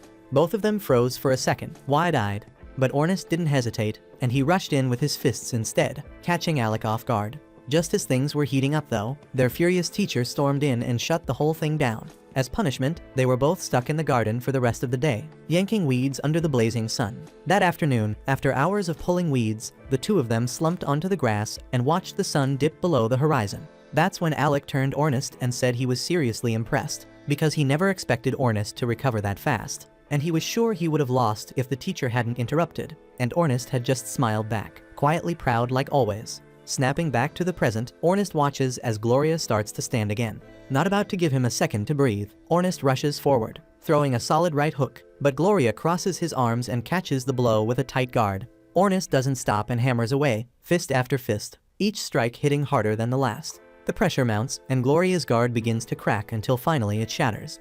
Ornest lands 2 fast punches to the face, then slams a brutal uppercut that launches Gloria straight into the wall like a wrecking ball. Ornest yells at him to get back up, shouting that if stabbing makes him stronger, then fine, he'll just beat him senseless with his fists instead. But before he can follow up, Gloria slowly rises to his feet again. This time though, he doesn't charge in. He pulls 2 blood-forged daggers straight from his arms and slashes himself across the gut. The gushing blood fuels his power, and a massive magic circle forms above his head, swirling into a cyclone that starts roaring toward Ornest, ready to tear him apart. Realizing there's no escaping that kind of magic, Ornest braces himself, accepting whatever comes next. But just then, Alec leaps between them and unleashes his reflection spell, bouncing the entire attack back at Gloria. Ornest stares in shock, then thanks Alec, admitting he would have been toast if he hadn't stepped in at just the right moment. But before they can exchange another word, Gloria steps out of the flames, burned, wounded, but still standing. Olivia's eyes narrow as she immediately identifies him as a blood mage. Troubled, she declares she'll try to put him down quickly. But then Ornest turns to Alec and admits he failed to protect Yorha, and she was taken by the Blade Master and some cocky bastard right in front of him. Kraja, confused and furious, asks what the hell the Shadow Guild would want with Yorha. But Ornest's certain they knew exactly who she was because the cocky bastard even said her name. He urges Alec and the others to chase after her while he holds off the blood mage here. But Kraja shuts him up and uses her healing magic to ease his pain. Right then, Gloria lashes out again, launching more attacks their way. Alec manages to reflect them once more, giving Kraja and Olivia the window they need to slip past and run after Yorha. Gloria grins at their tactic and taunts Alec, telling him to quit spamming that annoying reflection spell. Alec snaps back, daring him to stop hiding behind magic and fight like a man. At the same time, Olivia tosses Ornest's spear back to him. So now Gloria's facing 2 armed fighters, and the tide has shifted. But before the clash can restart, Gloria suddenly drops to one knee, realizing just how badly his body's been wrecked. Ornest can't help but laugh, saying Gloria's flashy blood magic is worthless against Alec, who could have taken him down with his eyes shut. That's when Gloria glares up at him, rage burning behind his eyes. He rips off the bandages wrapped around his arms, revealing a maze of carved symbols etched into his flesh. Chanting under his breath, he releases the seals, triggering a horrific transformation. Muscles swell unnaturally, fangs tear through his gums, and a red aura crackles around him. Then in a burst of speed, he launches at Ornest. And before anyone can react, Gloria's already sunk his jaws deep into Ornest's neck, biting down hard. Alec immediately clocks what's happening and fires off a blast of lightning magic to knock the blood mage away, freeing Ornest from his jaws, but the damage is already done. Ornest hits the ground, completely motionless. Wasting no time, Alec launches a rapid volley of lightning spells, but to his shock, Gloria is so absurdly fast that he zips right through them, dodging every bolt like it's nothing. Alec quickly shifts tactics, and instead of aiming directly at Gloria, he summons a massive arcane circle overhead and calls down lightning from every direction, hoping to blanket the area and force a hit. But even that plan crumbles as Gloria taps deeper into his blood magic. Fully restoring his strength, he gathers a torrent of blood into twin razor-sharp daggers and hurls bladed shockwaves at Alec, forcing him to throw up a mana shield around himself and Ornest to prevent them both from being torn apart. The final strike shatters Alec's barrier, and Gloria thinks he's finally cornered his prey. Just as he prepares to finish Alec off, he notices that Ornest's body is gone. He then spins around and sees Ornest leaping at him, spear in hand, going for the kill. But Gloria reacts just in time, deflecting each thrust with his daggers and swatting Ornest away, even landing a solid kick right to his face. Ornest hits the ground hard, but he scrambles back up, only to be driven down again by Gloria's relentless onslaught, dodging, parrying, striking, and punishing him with vicious kicks that send him stumbling back until he collapses again. Turning to Alec with a twisted grin, Gloria mocks him, saying it's his turn to watch now. Watch as his useless little friend bleeds out right in front of him, powerless to stop it. But to his surprise, Ornest isn't done yet, and out of nowhere, he drives his spear into Gloria's gut, and the weapon erupts in flame. As the blood mage recoils, Ornest thinks back to when he was a kid. He used to train with a boy who was practically a prodigy with the spear, and no matter how hard Ornest tried, how much time he put in, how many bruises he racked up, he never stood a chance. That kid never trained a single day in his life and still wiped the floor with him. But in the end, it wasn't Ornest who beat him, it was the hard fate. The prodigy ended up with lung cancer and dropped dead before he ever became anything. Fueled by that bitter memory, Ornest charges in again, throwing blow after blow at Gloria, forcing the blood mage back under the weight of his burning resolve. Alec watches closely, heart racing, wondering if this final push will be enough to finish the fight, or if Gloria still has one last terrifying trick left. Ornest throws Gloria a smug little grin, who is still standing tall after tanking all that damage like it was nothing. So Ornest rolls his eyes, claiming he hasn't even started putting in effort yet. Then he flicks a glance at Alec and says it's time to let loose their real move. The combo no one's ever survived. Gloria's jaw clenches tight because he doesn't know if these two maniacs are bluffing, or if they're about to flatten him into paste. But he doesn't get time to figure it out, as Alec instantly summons a blazing magic circle and fires off his spell, coating Ornest's spear in flames so intense it looks like he's wielding a bonfire. Gloria freezes because flame magic at that level is lethal, and turning it on your own partner, that's straight up insane. But Ornest isn't about to stop for a safety lecture. He bolts forward with brutal speed, raining down a flurry of strikes, trying to land 100 hits in the blink of an eye. Gloria does everything he can to keep up, but Ornest's speed is too much. He slips past his guard and delivers a vicious blow, slicing Gloria's right arm clean off. Staggering back, Gloria screams at Alec, warning him that if he keeps this up, he'll end up torching his own partner. But Ornest shuts him down immediately, yelling for Alec to send another fire blast.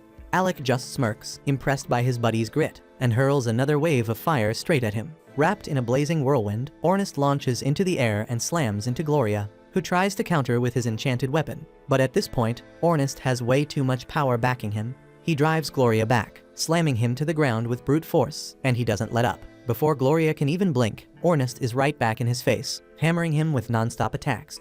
Gloria blocks what he can, but he's outmatched, outpaced, and it's not enough. Ornest breaks through and delivers another savage slash, this time tearing off his left arm from the shoulder. As he stands over the wrecked mess that was Gloria, Ornest's mind flashes back to the boy who always beat him during training. He clenches his weapon, vowing to honor him by proving he had what it took to become the world's greatest lancer. Channeling every ounce of strength and rage he has, Ornest lunges with one final, devastating thrust, driving his flaming spear straight through Gloria's chest. The force is so violent that it splits his torso from his lower half, and his mangled body crashes to the ground in pieces. With the fight finished, Ornest turns to Alec, walking over with fire still burning in his eyes, declaring that nothing's going to stop them from becoming the #1 party in the world.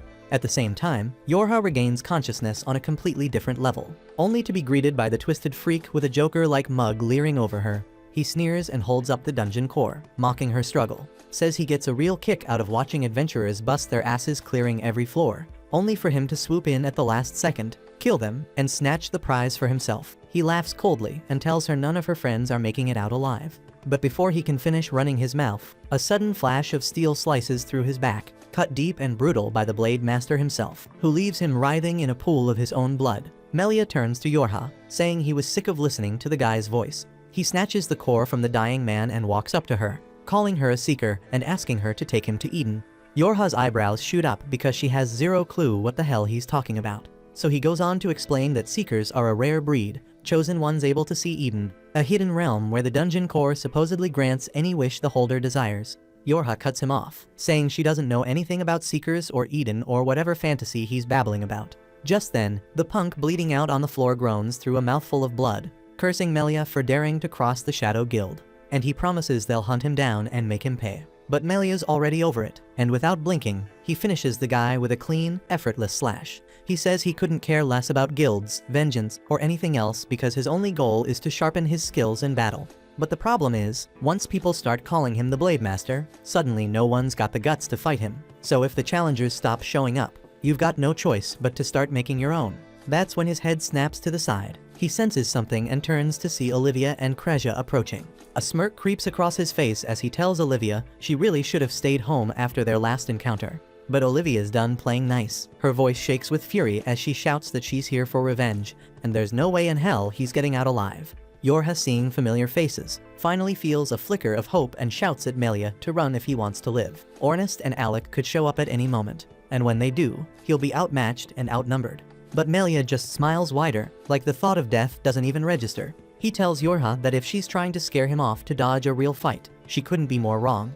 Then his grin stretches even further when he asks if the Alec she mentioned is Alec Ygritte, son of Arya Ygritte. Yorha freezes, confused as hell, demanding to know how he could possibly know that name. But Melia doesn't answer and just stares ahead, amused, and mutters that things are about to get really interesting. Up on the higher floor, Ornest finally collapses, completely drained after the brutal fight. Breathing heavy, he realizes he'd only slow the others down if he pushed himself any further, and admits that he's in no shape to keep going, at least not for now.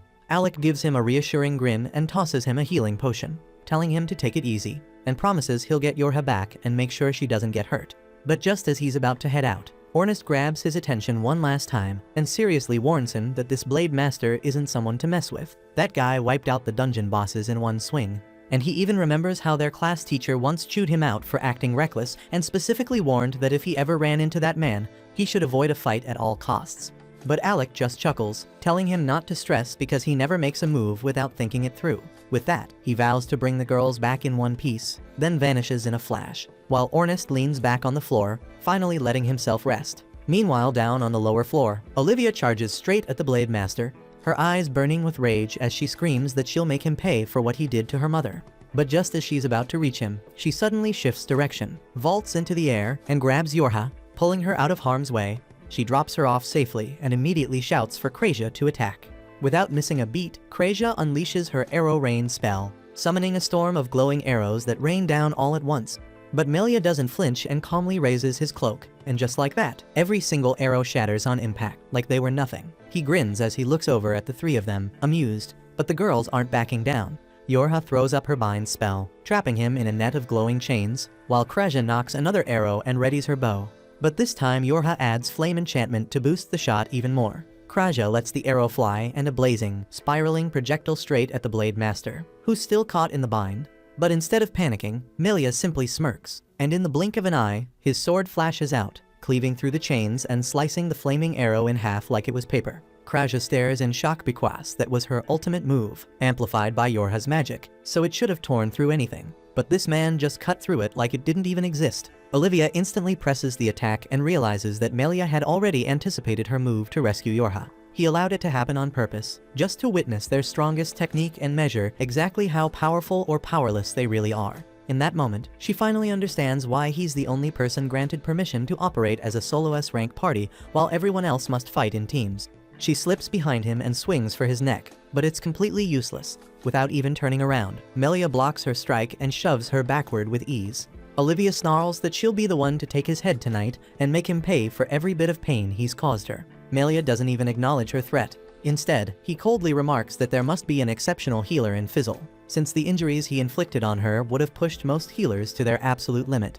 The sudden shift in his tone catches Olivia off guard. He continues, saying she's found herself some capable allies, and that the archer enhanced by Yorha's support magic showed genuine promise. But his expression hardens as he adds that sadly, they will never live long enough to reach that potential. To him, they're nothing more than children pretending to be adventurers. He turns back to Olivia, sneering as he calls her a disgrace, saying he's thoroughly disappointed in how weak she's become, and asking whether she ever learned a single thing from him. He tells her she won't be getting any more chances to train because he's about to teach her one final lesson, and it's death. A freezing chill runs through Olivia as memories flood back of how, for most of her life, he was like a father to her, guiding her, shaping her, telling her she might even surpass him one day. That realization only fuels her rage further. She explodes forward with fury in her eyes, slashing at Melia with everything she has.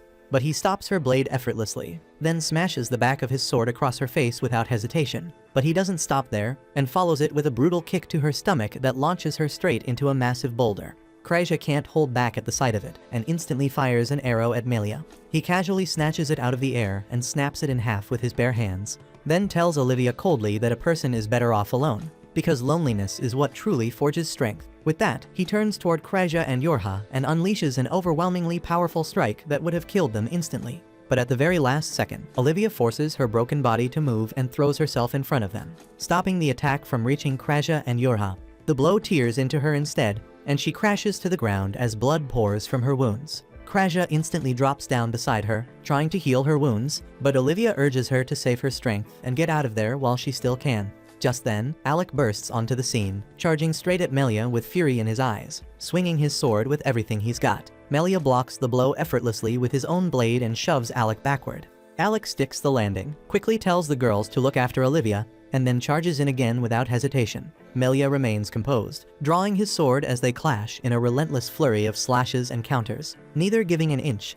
Both leap back to reset their stance, and Melia uses the break to taunt Olivia again, calling her pitiful, which pushes Alec over the edge. He charges again, but Melia sidesteps with ease. With a smug grin, Melia mocks him, saying he's a mage, not a swordsman, and if he wants to save his pathetic friends from dying a brutal death, he better start using real magic. That's all it takes to set Alec off, so he roars in rage, summoning a massive lightning dragon and hurling it at Melia. But the Blade Master doesn't flinch and plants his feet, braces himself, and with pure grit, he holds the beast back, deflecting the strike with his sword. Yorha watches in disbelief, stunned that anyone could even hold their ground against such overwhelming power. But Melia doesn't stop there, and he slices straight through the dragon like it's nothing, completely wiping out the spell with one clean strike. Alec stares in shock as Melia grins, blood trickling down from his forehead. He says Alec might be the ideal prey to satisfy his hunger, but mocks him for being a weak mage, claiming he didn't sense a shred of killing intent in that attack. Alec just smirks, thinking back to Ornest's warning not to go too far. Then he turns to Melia and says if he wants to witness real power, then he better pay attention this time. His body begins to glow as he activates his trump card, Limit Break. Yorha gasps, stunned that he'd actually use it. She reveals that Alec once created a forbidden spell of his own design, one that overrides his natural limits by drawing mana directly from the environment. It shatters every boundary and lets him tap into the full extent of his magical strength. With it, he gains control over all elements: earth, water, fire, lightning, and ice.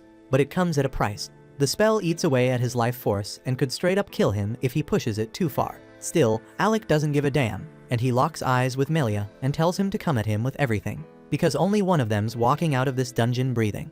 The story then reveals that in this world, there are thousands of distinct types of mana, and trying to absorb any that isn't native to your body is basically like pumping poison through your veins, and due to that, it's a well-established rule that drawing mana from the environment just doesn't work. So mages are trained to generate it internally, no exceptions. But Alec completely breaks that rule. 4 years back, while the team was still getting ready for their battle against the Hydra, they were buried in the library, digging for any scraps of information they could find on the creature. Unfortunately, what they found was discouraging. The Hydra had 5 heads, each representing a different element, and the only way to defeat it was to strike all 5 heads with those 5 elements simultaneously. That immediately posed a major issue, as they had only 4 members, and Ornest couldn't use magic at all. Alec already had fire and lightning under his belt, so those 2 were covered, but pulling off the remaining 3 would be tough. Kreja, even though she rarely tapped into it, technically had an affinity for air, so she might be able to manage with some training. Yorha, on the other hand, had a natural connection to both earth and water, but the problem is she was awful at offensive magic, and no amount of grinding would fix that. She ends up apologizing to the team for holding them back, but Alec doesn't blame her because he already had a workaround in mind. Since mana exists all around them, he figured that if he could somehow draw in external mana, he'd be able to cast any element with no restrictions. The others thought the theory sounded great, but none of them had ever heard of anyone actually pulling that off. Even if Alec did manage it, it'd just end up tearing his body apart from the inside, because external mana is toxic after all. Still, Alec seemed dead set on exploring the idea, so he snatched a bunch of books and ran off to study the concept on his own. And what he's doing now is the result of that research. Yorha explains that in this state, Alec can tap into all the ambient mana nearby, letting him unleash any kind of spell without limit. He instantly launches a 5-elemental barrier at Melia. At first, Melia stands his ground, handling Alec's attacks, but then he slips up and gets trapped in a wind-based spell. He manages to cut his way out eventually, but not before taking a solid hit to the chest. It's the first time any of them have actually managed to injure Melia, and seeing that gives Yorha and Kreja hope, because now they believe Alec might actually have a shot at beating his ass. Alec keeps up the pressure with a barrage of wind-based attacks, pushing Melia onto the defensive. But rather than being frustrated, Melia actually seems thrilled because this is the first time in ages someone's made him work for it. As Alec sends another blast his way, Melia pulls out a second sword and slices through the storm with a rapid flurry of strikes. He charges in, cleaving through Alec's spells as he rushes forward, a wide grin stretching across his face, until the second blade finally gives out and shatters under the force. Letting it drop, Melia thanks Alec for the experience, saying he only evolves when he's up against someone strong enough to truly threaten his life, and he wouldn't expect anything less from the disciple of Eldas. That name catches Alec completely off guard, so he quickly asks if Melia actually knew Eldas. Melia nods, saying he knows more than a little, and he's also aware that Alec's been hunting for him. But in his opinion, that search is a mistake. Maybe Eldas wants to be found, but Alec definitely isn't the one meant to do it. Melia guesses there's a lot Eldas kept from Alec, like the real story behind his mother's death. Alec probably grew up believing she died of some illness or plague. But Melia makes it clear that a woman like her wouldn't go down from something so trivial. Alec demands an explanation, but Melia just smirks and tells him the truth will reveal itself eventually. For now, he's had enough of talking. It's time to get back to the fight. He pulls out the dungeon core and starts drawing power directly from it, letting the energy surge through him until he successfully infuses his blade with its force. Now more fired up than ever, Melia's itching to find out how long Alec can keep that limit form going, because there's no way he can hold it forever. Elsewhere in the dungeon, Ornest is explaining Alec's limit break to the others. The form does let him freely wield all 5 elements, but the trick is that it turns his own body into a conduit for the overwhelming mana he's pulling in non-stop. So staying like that for too long comes with a price. Ornest tries to stand, determined to get to Alec's side, but his injuries are too severe. His legs give out, and he hits the floor. He's clearly not going anywhere anytime soon. Meanwhile, the remains of Gloria's corpse are still a threat, and there's a real possibility that he might come back. So Leviel calmly turns to the casket he brought and asks it to handle the situation. A bald dude who looks like Saitama then steps forward and places a coffin in front of Gloria's body. And with a flick of his hand, he activates it, dragging Gloria's remains into what can only be described as a nightmarish limbo. That should be enough to keep him from pulling any resurrection tricks. But down on the bottom floor, things are getting dicey. Alec might be a genius, but Leviel seriously doubts he can take on Melia by himself. Marbell questions if it's even worth worrying. After all, in wide open areas, mages like Alec usually have the upper hand. But Leviel shakes his head and says it's not that simple, because Melia likely has the dungeon core, and it might look like just another core. But unlike the standard ones that drop when you beat a floor boss, the dungeon core is the literal heart of the entire place.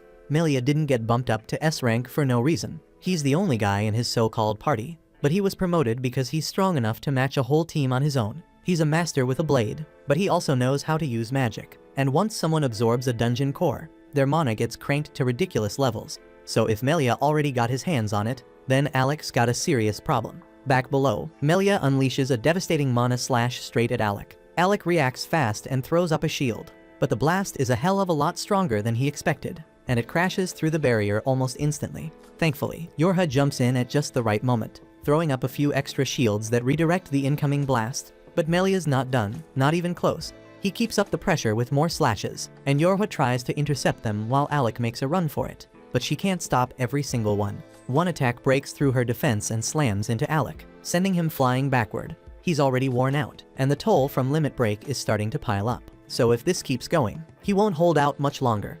Over by the sidelines, Olivia finally gathers enough strength to speak, and she lets the others know that Melia's current spell is Mana Blast. It's the only offensive spell he uses, but when he does pull it out, it hits like a truck. That said, she's got an idea, a strategy that just might work, but she'll need help to pull it off. Until then, Alec's on his own, and he's been running limit break for 5 straight minutes. His body's almost at its breaking point, and if he wants to survive this, he's going to have to figure out a way to take Melia out once and for all. Out of nowhere, Melia hurls another mana slash straight at Alec. Alec braces and throws up a barrier to defend himself, but he knows he can't keep tanking those forever. He has to do something about the dungeon core Melia is tapping into, but the non-stop attacks aren't giving him a single opening. Right then, Yorha jumps in and burns the last of her mana to lock Melia down with several binding spells. Melia breaks out quickly, but the momentary delay is all Alec needs to charge up his next move. Alec unleashes a rapid-fire barrage of spells, dozens at once, filling the air with elemental magic. But Melia tears right through every single one without slowing down. Even when Alec fuses fire and lightning into a massive, combined blast, the result is nothing more than a draw. It's clear that at this rate, Alec's going to run out of energy first. He's throwing everything he has, and it's not enough. Just then, Kreja calls out to him, saying she's got a plan. She reminds him of that time they were stuck inside the monster nest where magic was completely sealed off by an anti-magic barrier. And now she's planning to recreate those same conditions. Alec immediately pulls out his sword, getting ready, so Melia fires off another mana blast. But before it can hit, Kreja casts her spell, forming an anti-magic field around them that makes the blast vanish before it hits Alec. With magic now completely cut off, only physical combat remains an option. Melia scowls, thinking this whole strategy is a mistake. Magic was the only thing giving Alec a fighting chance, so without it, he's just a second-rate swordsman trying to stand toe-to-toe with someone far beyond his level. Alec then pulls a healing potion from his jacket and drinks it, patching himself up. And with a steady hand, he lifts his sword and points it at Melia. He admits that one-on-one, he wouldn't last, but he's not fighting alone. With his friends behind him, he believes they can still win this. He charges back in, trading blows with Melia again, clashing steel multiple times, but once more, Melia slips through and lands a clean hit across Alec's chest, sending him staggering. Melia doesn't look impressed. Watching Alec breathe heavily, he figures there's no more than a minute left before limit break gives out completely. And once it does, Alec's odds of surviving drop to 0. Alec knows he's running out of options fast, but then a memory flashes through his mind. One of Olivia's sword lessons during their escape from the monster nest. She had told him that if he ever wanted to fight with true precision, he needed to treat the blade like an extension of his own body. No wasted movement, no hesitation. And with that in mind, Alec tightens his grip and rushes back in to confront Melia head-on. Melia blocks Alec's first few strikes with ease, matching his rhythm. But when Melia swings in retaliation, Alec slips low under the blade and counters with a sharp upward slash aimed at his face. The strike lands, carving a shallow cut across Melia's cheek. But instead of anger, Melia just laughs. He tells Alec that he's far surpassed expectations, not only proving himself as a brilliant mage, but now holding his own as a swordsman too. Melia dives back in, eager to see what else Alec can do, but before he can reach him, Olivia dashes in and lands a clean cut right across Melia's chest. Caught off guard, Melia stumbles back in disbelief. Of all people, he never expected Olivia to land a hit like that. Olivia demands to know why he's done all this, why he raised her with such care, only to become someone she would have no choice but to hate. But Melia simply tells her that if she wants the truth, she'll have to take it from him by force. With that, both Alec and Olivia launch at him in unison, swords clashing from both sides. But even working together, their technique is still no match for Melia's, and Alec's body is already reaching its breaking point. The toll from limit break is finally catching up, and he can barely stay standing. Melia then raises his blade for the finishing blow, declaring the fight over, until the anti-magic field suddenly shatters. The moment Melia senses the change, he realizes magic has returned. He quickly tries to cast a mana blast at Alec, but Yorha throws up a barrier just in time, stopping his swing in its tracks. Alec uses the opening to fire off a powerful lightning spell. Melia endures the hit and prepares to retaliate. But before he can strike, Olivia jumps in and blocks his sword again, buying Alec just enough time to release a second lightning blast. Melia survives that too, refusing to go down. But in focusing so hard on stopping Alec, he fails to notice Kreja lining up her shot. The moment he turns toward Alec again, Kreja lets the arrow fly, sniping Melia cleanly from across the battlefield. And as Melia stumbles back, he smiles as he realizes that all of that shit was just a distraction and Kreja was the real threat. And while keeping a tight grip on another arrow, Kreja throws Melia a cold warning that if he tries anything slick, she won't hesitate to put him down. He gives a silent nod, then slowly reaches into his coat, pulls out the dungeon core, and hands it over. The move catches Kreja off guard, but Yorha steps in and explains that the dungeon core is rumored to be the key to Eden. According to legend, whoever collects them all gains access to a place where any wish can be granted. She then admits she's one of the rare few who can actually see Eden. Melia adds that each core holds the will of its own dungeon, but only a chosen few called Seekers can hear those voices and follow them toward Eden. While Yorha wonders how she even became a Seeker in the first place, Melia finally lays it bare. An adventurer has to gather every core that holds a will in order to reach Eden. That hits Olivia hard, so she gets furious and questions whether all the pain he put her through was just so he could chase some selfish dream. Melia gives a small nod, offering no defense, but Alec speaks up, telling him Olivia has earned the truth after everything she's endured. That's when Melia turns to the group and asks if they've ever heard of Dungeon's disease. Kreja answers that it's a sickness that transforms someone into a monster after they're infected by a dungeon spirit. Still, she adds that while there's no cure, the symptoms can be managed with proper care.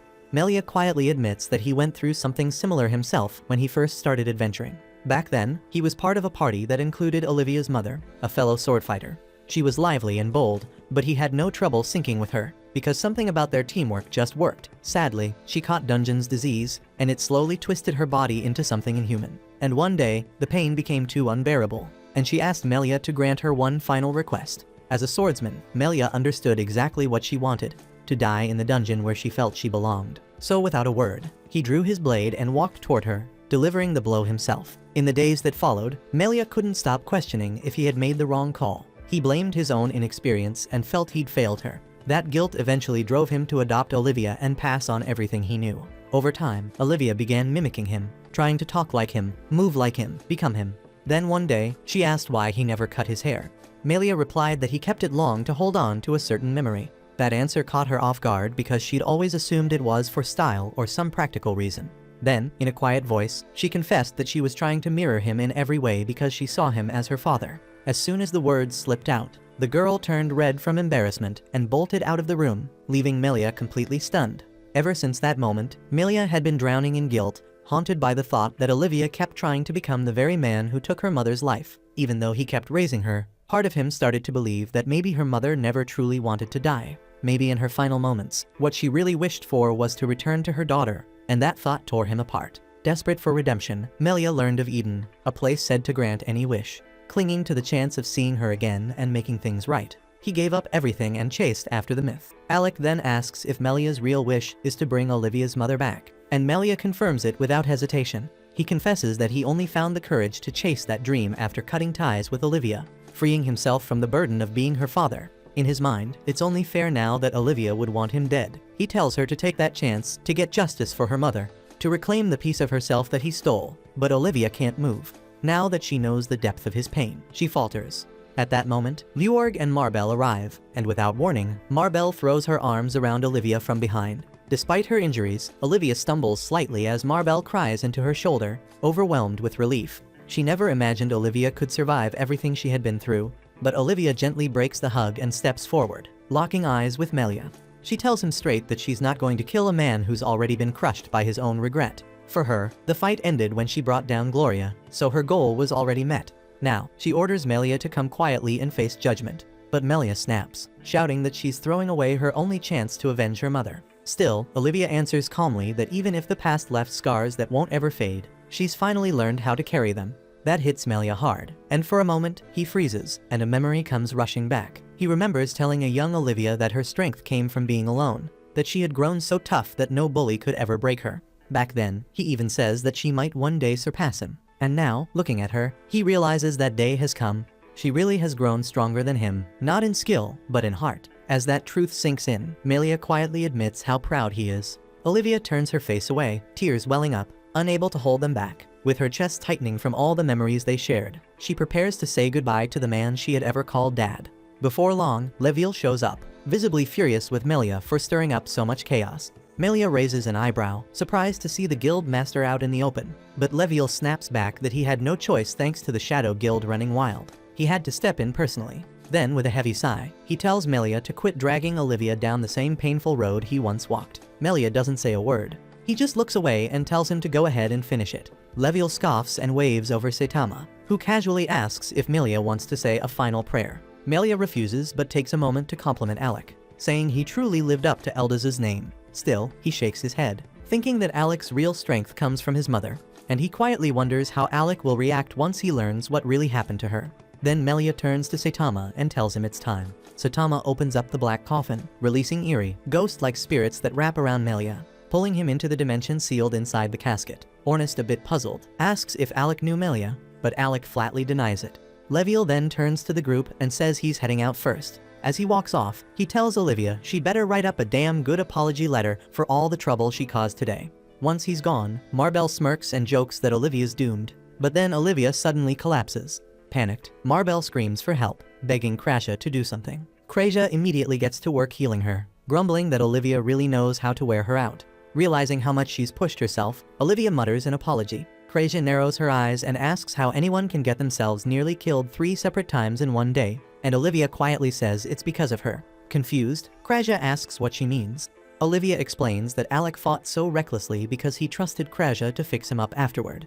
And just like him, Olivia says she fought harder because she felt safe knowing Crasha was there. Hearing that, Crasha blushes a little, flustered by the unexpected compliment, then grabs Olivia by the throat in mock anger, scolding her for pushing her healing to the limit. As the two of them bicker like old friends, Leorg watches with a smirk and wonders how they ended up getting this close. Olivia looks over and asks why he isn't mad at her for running off alone, but Leorg just shrugs and says he respects people like her. He explains that Nameless has never had a true unified goal, and everyone on the team does their own thing. But when he saw Olivia beaten down by Melia, something in him snapped. He wanted to avenge her, but knew he couldn't take Melia head-on, so he turned to Alec for help. Alec says he was fine helping out, but Leorg still owes him for the ice cream charge he dumped on his credit card. Then Marbell shows up and pleads with Alec to demonstrate his limit break, but Yorha shuts her down, warning that it's far too risky. Once things settle, the group starts debating how the dungeon core should be handled. Ornest argues that they earned it by defeating Melia, yet Yorha proposes handing it over to Leorg instead. Confused, Ornest asks why, and Yorha reminds him that Nameless has spent years struggling to conquer the labyrinth. In the end, it was Melia who actually brought down the dungeon's boss, so she believes they don't deserve the credit. Leorg agrees and accepts the core from her, but adds that Lasting Period deserves it even more since they were the ones who defeated Melia himself. Realizing they need the core to become stronger, he tosses it to Yorha, and the moment she catches it, the core begins to glow. Without warning, Yorha collapses and finds herself in a vision of a massive golden tree. A mysterious spirit appears before it, plucks a shining fruit, and asks Yorha if she wants it for herself. The spirit then tells her to gather more cores and return if she wishes to receive Eden's golden fruit.